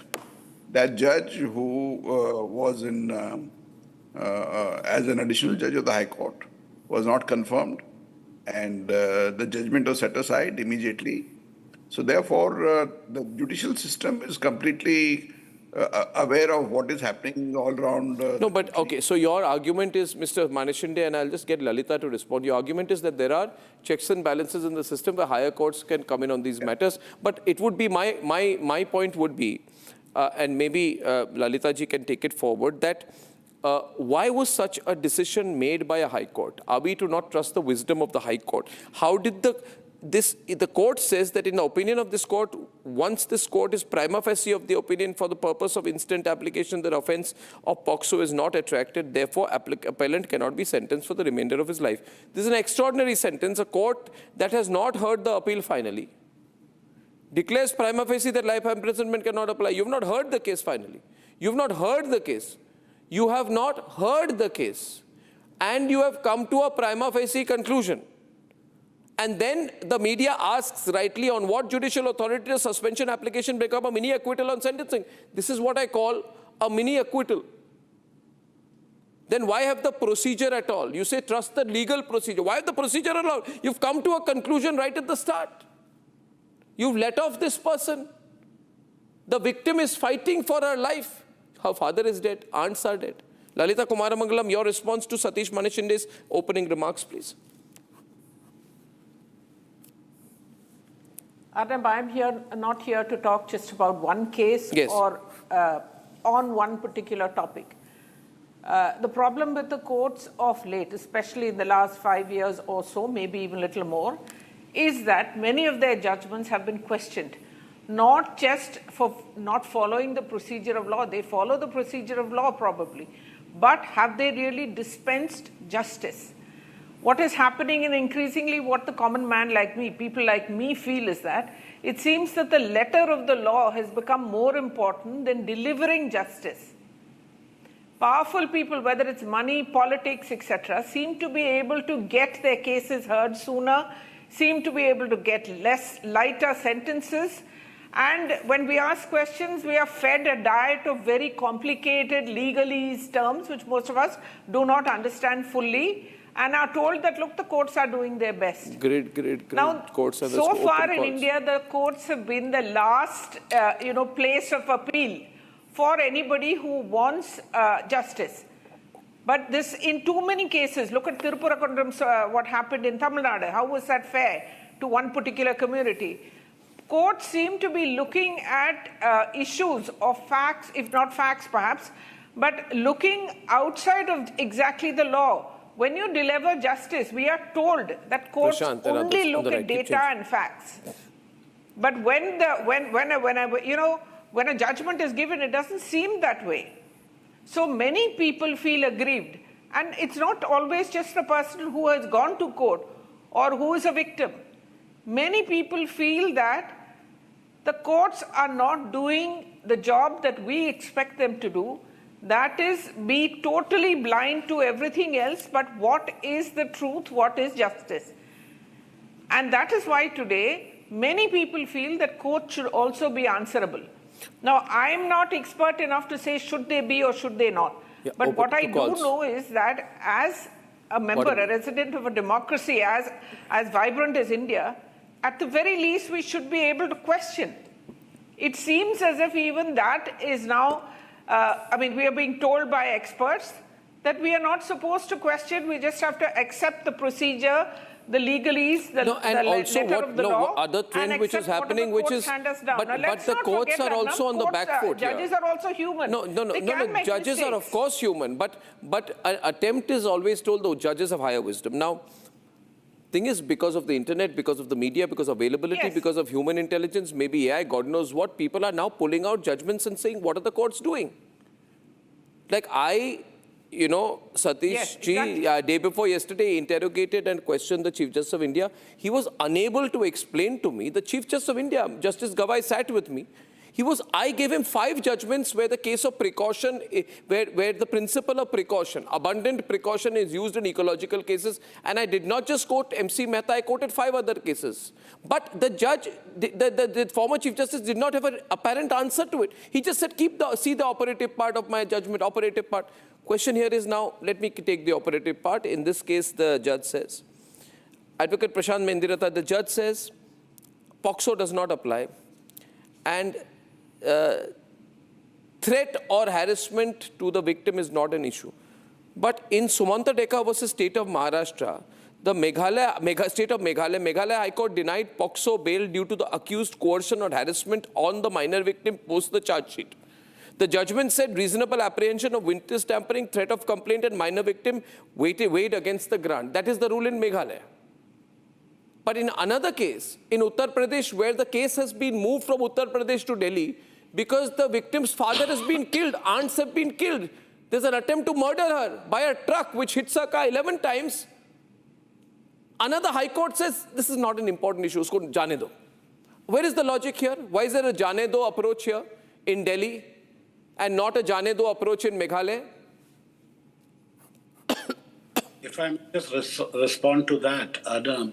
Now the issue here is we can always question the judgment, but we cannot question the court. we cannot point fingers at a particular judge. No, then you are taking the discussion in a different direction. This is the first thing. You cannot question the court. You will be put in contempt. Be careful. Something will happen to you. You will be put in jail. Oh my God. Please don't do that. I am not questioning the court. I am questioning the judgments per se. I am asking a very legal question. I am legally aware. I am not a greenhorn in the media. हमें डराने की कोशिश ना करें Prashant ji. With regard to 10 हमें डराने की कोशिश ना करें प्रशांत जी. हम बहुत aware citizens हैं. Nobody please, can scare please, you. Thank you. Yes, the only issue here is that the judgment was delivered because of certain reasons. One of the reasons is the time period that he has been behind bars. Time period behind bars. Okay. The section. Okay. The section that has been Okay. invoked. Now here on the time period behind bars. कभी-कभी मुझे लगता है ना मुझे lawyer होना चाहिए था. In my past life, I must have been a lawyer. In my next life, I will be a lawyer. I want to ask you a time period behind bars. Sir, 1 minute, sir. Gang raped, had half a family killed. One minute. I want to go to Neelam Krishnamurthy on there. I want to ask what is the time period? What is the time period of incarceration in the life of Neelam Krishnamurthy? I started my career. Yes. I've not forgotten Upar, 1997. Yes. 29 years this lady has fought. Yes. Ansal brothers got away. किसी politician, किसी नेता, किसी जज ने इनका help नहीं किया. वो तो मुझे लगता है कोई कर्म होता है किसी का. कोई किसी का बुरा कर्म करे वो तो people will have to face this in their life. I'm not making a comment on the Ansal brothers. Time period. The sentence imposed in the Sengar case was life imprisonment for the remainder of natural life, not the minimum term. ये change किया है जज ने. नहीं देखिए, how can a minimum statutory punishment be used to neutralize a court awarded maximum punishment? It is not being neutralized. The appeal is pending. Pending suspend क्यों कर दिया? Pending क्यों हो गया? Because he will go out and do politics. Maybe he's politically important. See, the public figure, the section... Neelam ji, please, Neelam ji. I want the same time period to apply to victims also. Neelam ji. Yes, Arnab, I'm not surprised. I'm not shocked by this judgment because I faced it myself. And I've always seen the judges come out with some legal argument to actually justify the judgment. It happened in our case. I'm sorry, I'm just deviating a little bit because it's important that I point it out that in our tampering of the evidence matter where the Ansals were facing 409, 201 and 120B. And in the main case, they were convicted for 304A, 337 and 338. So when they were sentenced for tampering, which was much later in 2021 for 7 years, the sessions judge let the Ansals, consider the period undergone, that was just 8 months and 12 days, saying that this is double jeopardy. I want to ask all these lawyers who are sitting there, do they justify this? The charges are different. The set of accused were different. The FIR was different. Wasn't the judge wrong in letting the Ansals go off by citing double jeopardy? Satish Maneshide, second. I'm waiting to come in. I'm waiting to come in. Yeah, valid point there. Satish Maneshide wants to respond to you. I felt that he wanted a second opportunity. Yes, Mr. Maneshide, you are saying something to Neelamji? Earlier, you asked a pertinent question. Why is there a difference between the Delhi judiciary and the Meghalaya judiciary? Yes, sir. In relation to two similar cases. I must tell you one thing, that if you know, in the BMW case, one senior lawyer was found to be tampering with the witnesses, and he was suspended, and his license to practice was suspended. Recently, you come up with a case where a judge was found with a lot of money. I'm told it ran into more than 100 crore. Yeah. There was a lawyer who was raided about 4 to 5 years back. Right. In his cupboard, he was found with more than 200 crores of rupees. Sir, may I ask? A lot of money power. So money power is the fact. That is the point here. And on that, on that, I want to point out, sir. Sorry to intervene because I have limited time. Ashutosh is there. He's the Pune Porsche case lawyer. So you're a very senior lawyer. He's also there. He's much junior to you on the bar, but he fought that case. And I didn't mean him badly. He's only doing his job as a criminal lawyer. In the Pune Porsche case, his client's blood sample was replaced with his mother's at a hospital. Am I wrong, Ashutosh? No, see, first of all... what is there of to all, see? Arnab, You manipulate the evidence. No, I am representing the grandfather in that case. Whatever, Let same me case, you know, clarify that. grandfather, grandson, Now, all as far as the together. grandfather is concerned, he was wrongfully detained, okay, without even being served the notice as per the law. So you should understand what the law says first. Now, will you question the same court when they granted bail to you? Will you question the court? You will not question. Why? Because you feel that it was a right decision by the court. And I agree. And I support you that was a correct decision by the court. See, the court... No, 1 minute. Are you out of your mind? Ashutosh, I'll tell you. Ashutosh, I'll point you. No, Ashutosh, see. Ashutosh, don't try. Nowadays, even Naxals and Maoists and terrorists are using my case to get bail. I am fully aware. 1 minute, Ashutosh. All the Naxals and Maoists and terrorists and rich brats and people who have drugs and drive cars are saying, Arnab Goswami got bail. Hame bhi de do. Are you out of your mind? Please, are you out of your mind? 1 minute. Are you? No, 1 minute. You are misusing my case to get bail. You have no right. Even Kapil Sibal is using my case to get bail for his clients. The question is very clearly out here. Please understand it very clearly. Ashutosh, I know the system like the back of my hand. I've fought these cases. Tanushri is with us. I am saying that people are asking questions because these cases are in the media. Very clearly people are saying people are lying dead on the roads. And then blood samples are changed. No, see. And politicians make phone calls. No. 1 minute. There's no minute. Tanushri, I want you in because I'm opening for calls. Tanushri. Yeah, I know, but yeah. 2 minutes here and I will be done in 2 minutes. Yeah. You see, I first of all, Mr. Goswami, you're aware that I stand for judicial independence to the hilt, as I even did in Kartigai Deepam. But at the end of the day, the judiciary and the legal system is the last line of defense for the civil society, and we have to be, to adhere to fair scrutiny as long as it is not vexatious or malicious attack. I have 3 callers waiting on the line. I'll go to first Lokesh from Aligarh. Lokesh, you're there. Lokesh, sorry, I'm pushing very fast on time today. Lokesh, you're there. Mr. Arnabji, at a time when citizens like us are deeply disappointed and searching for answers, I want to acknowledge and appreciate you for raising this serious issue and for giving voice to public concerns at many institutions. That's my job, Lokesh. That's my job. Murli is also calling. Thank you, Lokesh, for calling. Murli is calling in from Hubli. Karnataka, Hubli. Yeah. Hi, Murli. How are you, Murli? Fine, Arnabji. Thanks to all the panelists who are debating now. But my only one question is... Yeah. Hello. Yeah. My only one question to all these people, just like earlier they used to say, judge means a God, like doctor means a God. Now that faith is gone. The faith in that the faith is gone. That's a real worry, Murli. I'm telling you, I don't want that to happen. I've had very limitations of time on this debate today. I thank you all. I'm going to take this up and invite Mr. Manishinde and others on a further debate, Lalita ji, in a more detailed format with citizens, all aware citizens on my show. Viewers, on the other side tonight, I will bring to you a sting operation on Aravalli. Now, there are various narratives the government is trying to put out. I want to tell the government, please look at what is happening on the ground. Not what is happening in terms of your follow-up, your PR, or what statements you're putting out. That's not important. Look at what's happening on the ground. We have an SIT report from Republic after a very short break. Time for a quick breather.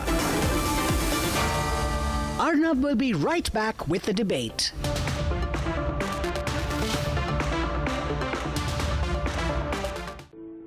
In the India Today Best Universities Survey, India's #1 ranked universities in various streams are JNU Delhi, Amity University, AIIMS Delhi, IIT Delhi, and National Law School, Bengaluru.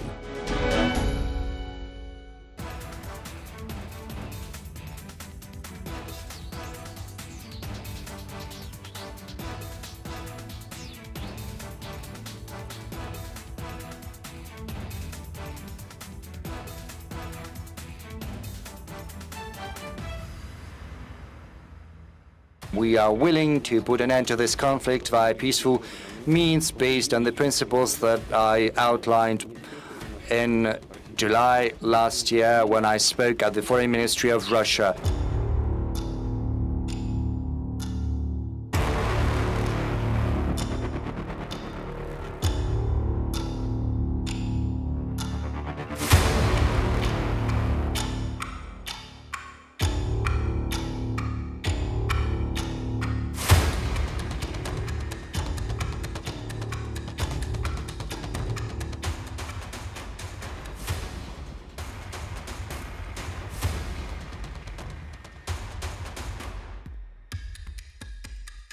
Putin squarely blamed Kyiv for the failure of peace negotiations, accusing Ukraine's leadership of refusing dialogue.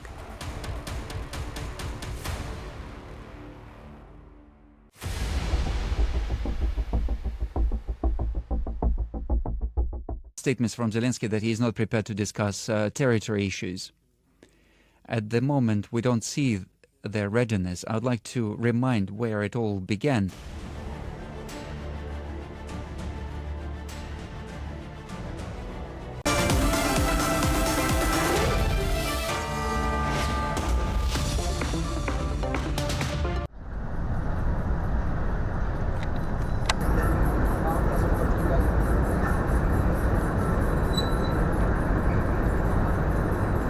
We just now felt this entire mountain shiver because there are blasts going on. As we were telling you, usually for the limestone mining, the acceptable range of the blast is around 1 meter.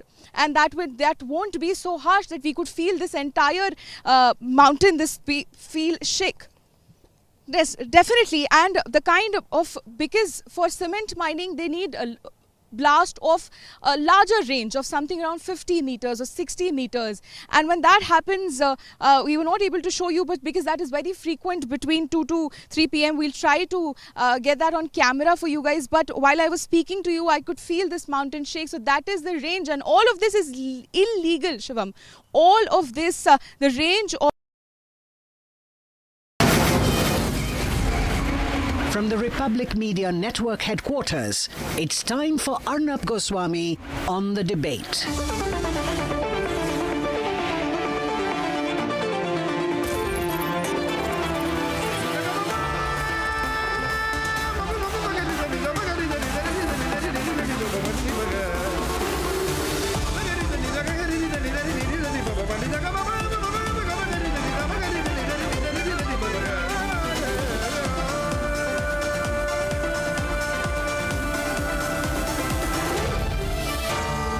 Arnab Goswami on The Debate. I thank the millions of viewers of the Republic Media Network who have supported us in our expose on the wrong decision of the Supreme Court of India in the Aravalli case, a decision which unfortunately, or rather should I say fortunately, even the former Chief Justice of India, Justice Gawai, who is the author of that report, could not, in my view, convincingly argue for when he came on a 20-minute interview with me a few days back. Now, we don't do only interviews. We don't do only studio journalism. We and our resources and our journalistic teams, our reporters, our camera persons, and our investigation team have done a 10-day multi-location ground investigation into rampant and brazen illegal mining in the Aravalli region. Our reporters have gone from village to village, mine to mine, district to district. We've been to Pawana Ahir, to Kotputli, to Alwar, to Lalawandi, to Sikar. We are documenting what the government said is not happening. We are documenting what authorities say is wrong. And I can challenge the government, I can challenge the authorities to prove us wrong. Our reporters who will be joining us, led by Sambhavi, fantastic reporter, she'll be joining us. On our very first night in Pawana Ahir, our cameras caught mining after sunset. Trucks moving, huge number of machines digging, pits alive in the dark. So when I say that if you give these people an opportunity, they will flatten the Aravallis to the ground, I'm not making it up. I would request even the honorable judges to go to the ground and see what happens. I want, when the review petition comes, they should see this. They should see what happens and take immediate action and stay the decision of the three-judge bench. 15 kilometers away, we went to Ajitpura, mining officially allowed only for limestone and dolomite, but that is only on paper. On ground, the situation is totally different. It's like a huge operation going on, and I don't know what the government is doing. We have caught mineral extracted for all other things apart from the lease, outside permission, outside the law being broken. Then people around, villagers, started calling us, not one, not two, village after village, town after town. We were told inspections come, fines are announced, but the machines never stop. Why is this happening? I'm not saying people are being bribed, but is there bribery? Is there inducement? How is it that the Jaipur Mining Department inspection confirmed mining beyond lease boundaries? Even a penalty of 37 crores was apparently imposed, but when Republic Network goes back to the same sites, the machines are still running. So I am asking tonight, what does a 37 crore penalty mean if the mining still continues the next morning? How much money is being made? Do environmental laws, GRAP 3, GRAP 4, GRAP 5, GRAP 6, GRAP infinity apply only to us? Then there is the National Green Tribunal order dated November 3rd, 2025. Illegal mining acknowledged, directions issued. On paper, the system looks alive. That is why I request the government, I request the courts. This is not a matter to be debated on paper.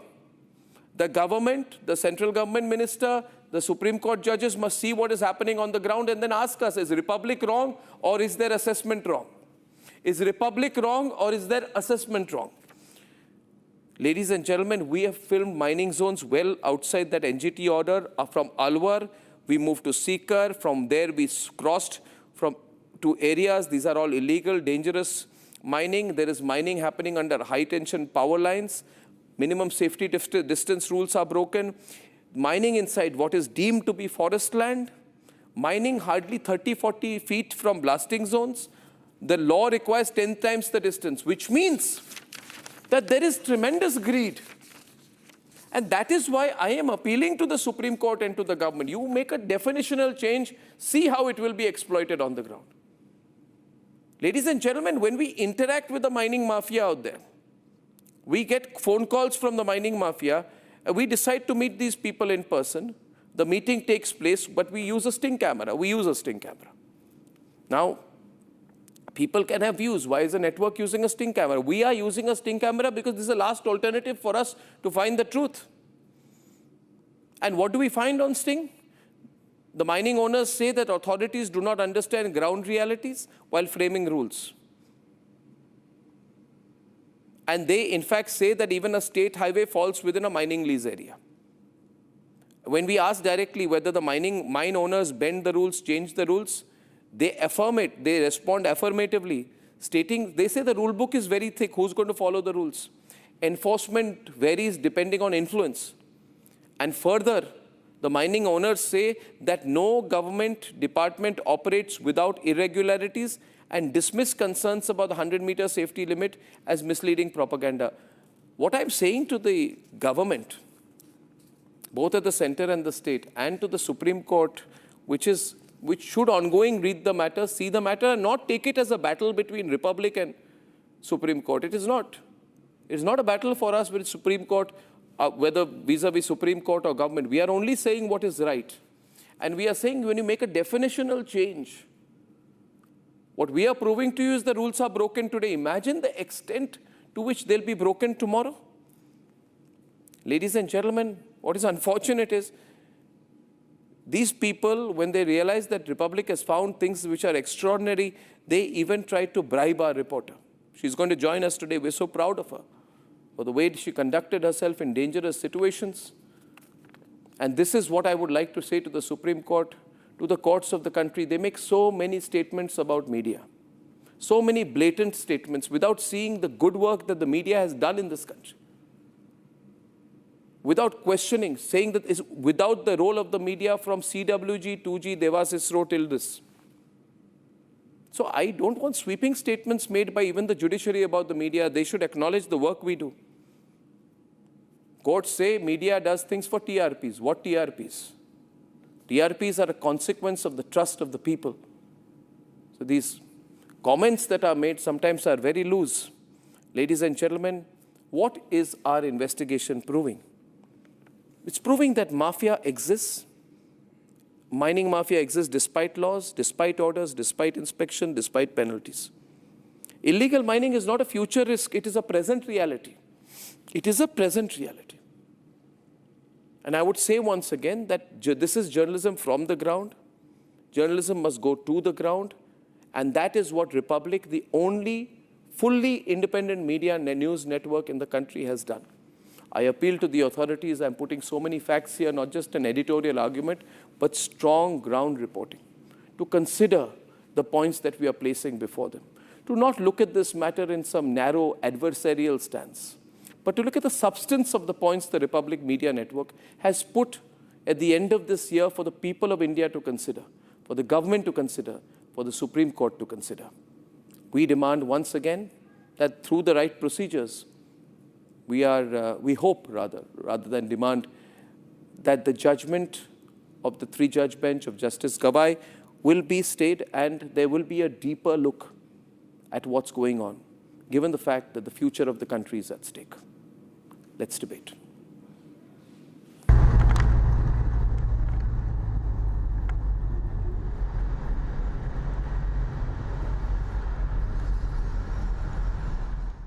On December 19th, I left the national capital for Rajasthan.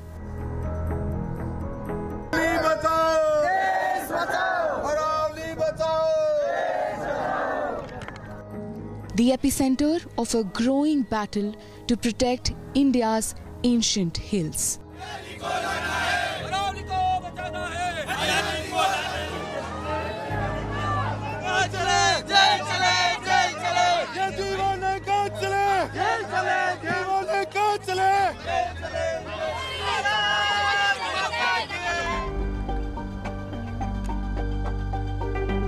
After a journey of over 5 hours, I reached Pavana Ahir, and this is what I saw.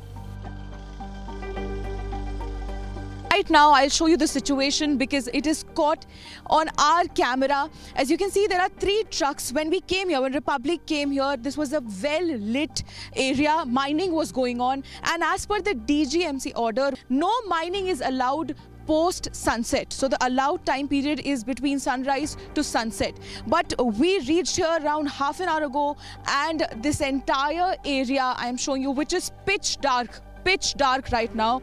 This was completely well lit. There you can see there are 3 trucks who are functioning, who are carrying out the mining, illegal mining of that sorts. And the moment they saw us arriving, they started turning off the lights one by one. All these trucks who were working, they became stationary, and now this entire area, which was very well lit just 15 minutes ago, is completely pitch black. A clear violation of an order issued by the Directorate General of Mine Safety. This is not an isolated case.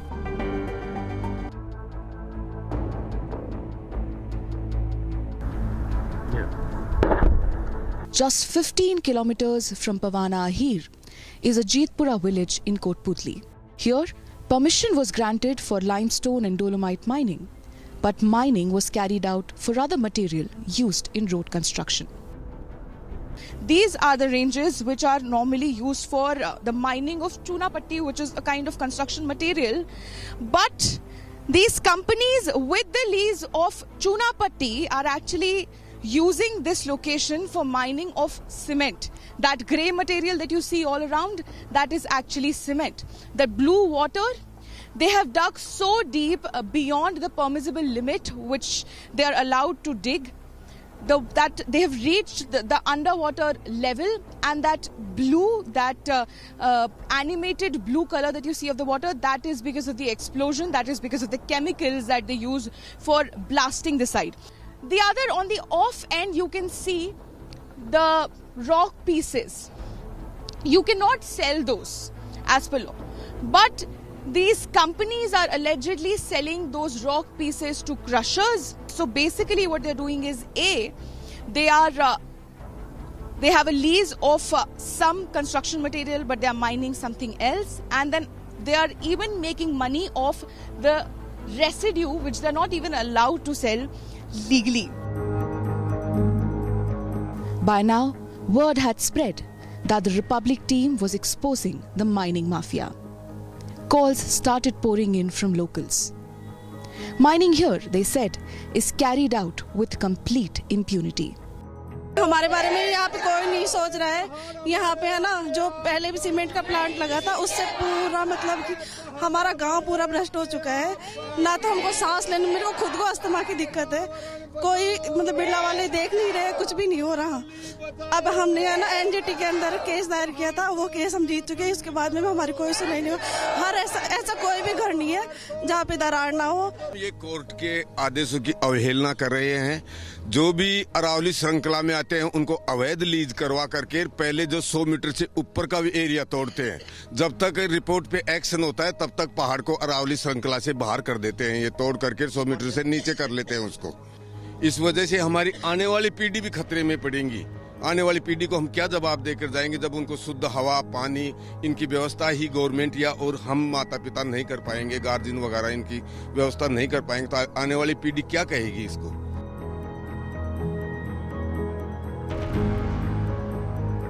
People live just 40 feet from active mining zones, where the law mandates a minimum distance of 300 meters. Republic is here at Sawalpura, Taranpur in Sikra, Rajasthan, and we are showing you yet another illegal mining which is going on here. We're going to show you, see, that is where you can see where mining is going on, and we'll also show you and we'll also tell you why what they're doing is illegal. Right there in the mining site, you can see there's water here. Water has come up. According to the rules, whenever water appears during mining, that site needs to be abandoned and no mining shall continue in that site. Right next to it, you can see the mining is still going on. And just, we'll also show you the locality. The minimum distance which is required between an active mining site and residences, it is also not fulfilled. You can see there's a home right there on my right side. There's also several homes just within a few meters of that house. You can see this is the mining site which is active. After villagers complained, a mining department team from Jaipur inspected the site. The findings? Mining beyond the sanctioned lease. After this, locals received calls claiming a fine of rupees 37.7 crore had been imposed. But on the ground, the mining continues. On paper, the NGT order exists. On the ground, locals say it is openly flouted, and Republic caught it on camera. From Alwar, we moved to Sawalpura Tavran in Sikar. A high-tension power line runs directly over the mining zone. The mandatory safety distance of 32 meters is not maintained. This is an area of deemed forest. Now, as we know, as per law, there cannot be any mining in a deemed forest area. Any area which is, again, under the security of law. And this is Sagan 1. But we are showing you the tracks that you are seeing right now. These tracks, these are the track marks of dumper trucks that usually takes the route. And we'll also show you the mining site which is just meters, mere meters away and basically in the deemed forest area. And you can also see that this is wet, there is water in these marks. There was no rain here, so this is not rain marks. We'll also show you the trees around. I'll request my VJ to show you these trees around. You can see there is a heavy deposit of dust because of the possible deep hole blasting and mining which goes on. I'm also going to show you the deposit here. I'll request my VJ to show you on this side of the frame. See, this is, or maybe a better of. So this is what is happening. This is the condition of the nearby plants and leaves. But if you look at the ground, you see that is wet, that has water. And it seems very fresh. Our cameras ruffled feathers. While shooting in Sikar, I received a call from mine owner Mahinder Goyal. He was clearly unhappy with our investigation.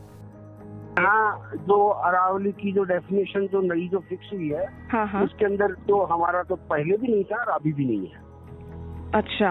जो अरावली की तो definition, Aravalli में क्या होता है, मैं आपको short में बता दूं. हाँ जी. कि जो हाई हिल्स होती है ना, वो अरावली रेंज और अरावली हिल्स होती है. तो अच्छा. हमारा तो ये एकदम ग्राउंड लेवल है. अच्छा अच्छा. हाँ नहीं, वो तो मैं देख ही रही हूँ, तो 100 मीटर से तो कम ही है. हाँ. शुभ नाम क्या है मैम आपका? मेरा नाम शांभवी है सर. रिपब्लिक टीवी से हैं आप? हाँ जी, रिपब्लिक टीवी. ठीक है, हमें अगर हमारे कोई सहयोग की आपको आवश्यकता हो, जैसा आपको उचित लगे, जी कृपया आप हमें बता दें. We decided to meet Mahinder Goyal. Something did not add up. We met him at his office. Camera rolling. Rule book बहुत मोटी है. रूल बुक बहुत मोटी है. हमारे यहाँ तो महेंद्र गोयल जो है प्रभावशाली है, तो उसके लिए अलग रूल्स हैं, जनरल आदमी उसके लिए अलग रूल्स हैं. An open admission that rules are not followed. As we prepared to leave, he insisted we take this envelope, an envelope with cash, a clear attempt to bribe the Republic team.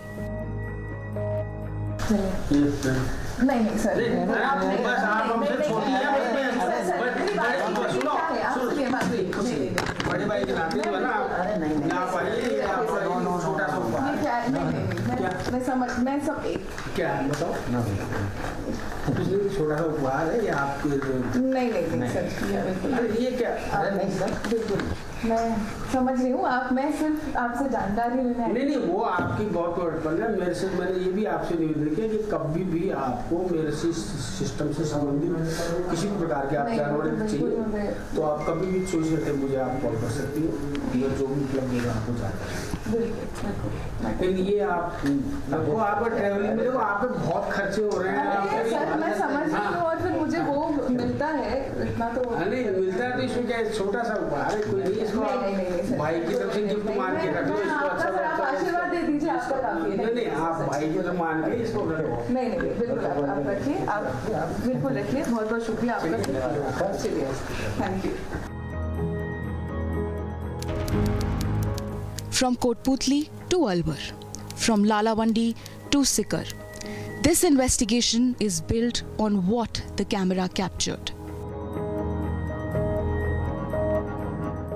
This is not about claims. This is about ground reality. And the Aravallis are bearing witness every single day.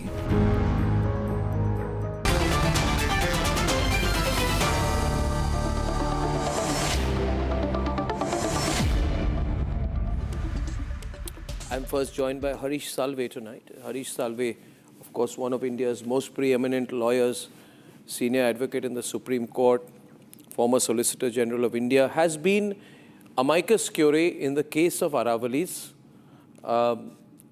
till 2024. Thank you, Mr. Salve, for joining us at last minute notice on this. Now, this matter has become a very public matter, Mr. Salve, and the question is not misuse, but the possibility of misuse because of the definitional change. It's been put under question here. You may have seen some of our report which showed the rampant... I saw some of your reports, Arnab, and I mean, you've beaten the judgment up, so I don't want to say anything very much more. But I was a little surprised to see they note the contention of the amicus that going below 100 will be devastation. They note the contention of the additional Solicitor General saying going by FSI would reduce perhaps the aerial spread of the Aravallis. The obvious answer was to take the definition of the FSI on the hills and that of the committee on the aerial width and increase both. So that's how we always worked it back in the day. there's no reasoning in the judgment. I couldn't find any reason why they found the amicus's contention untenable. But let's move ahead. I believe there is some proposal to relook the judgment. I would only wanted to channelize your discussion a little. See, we started this as enforcement of the Forest Act in 1996, when Justice Verma and Justice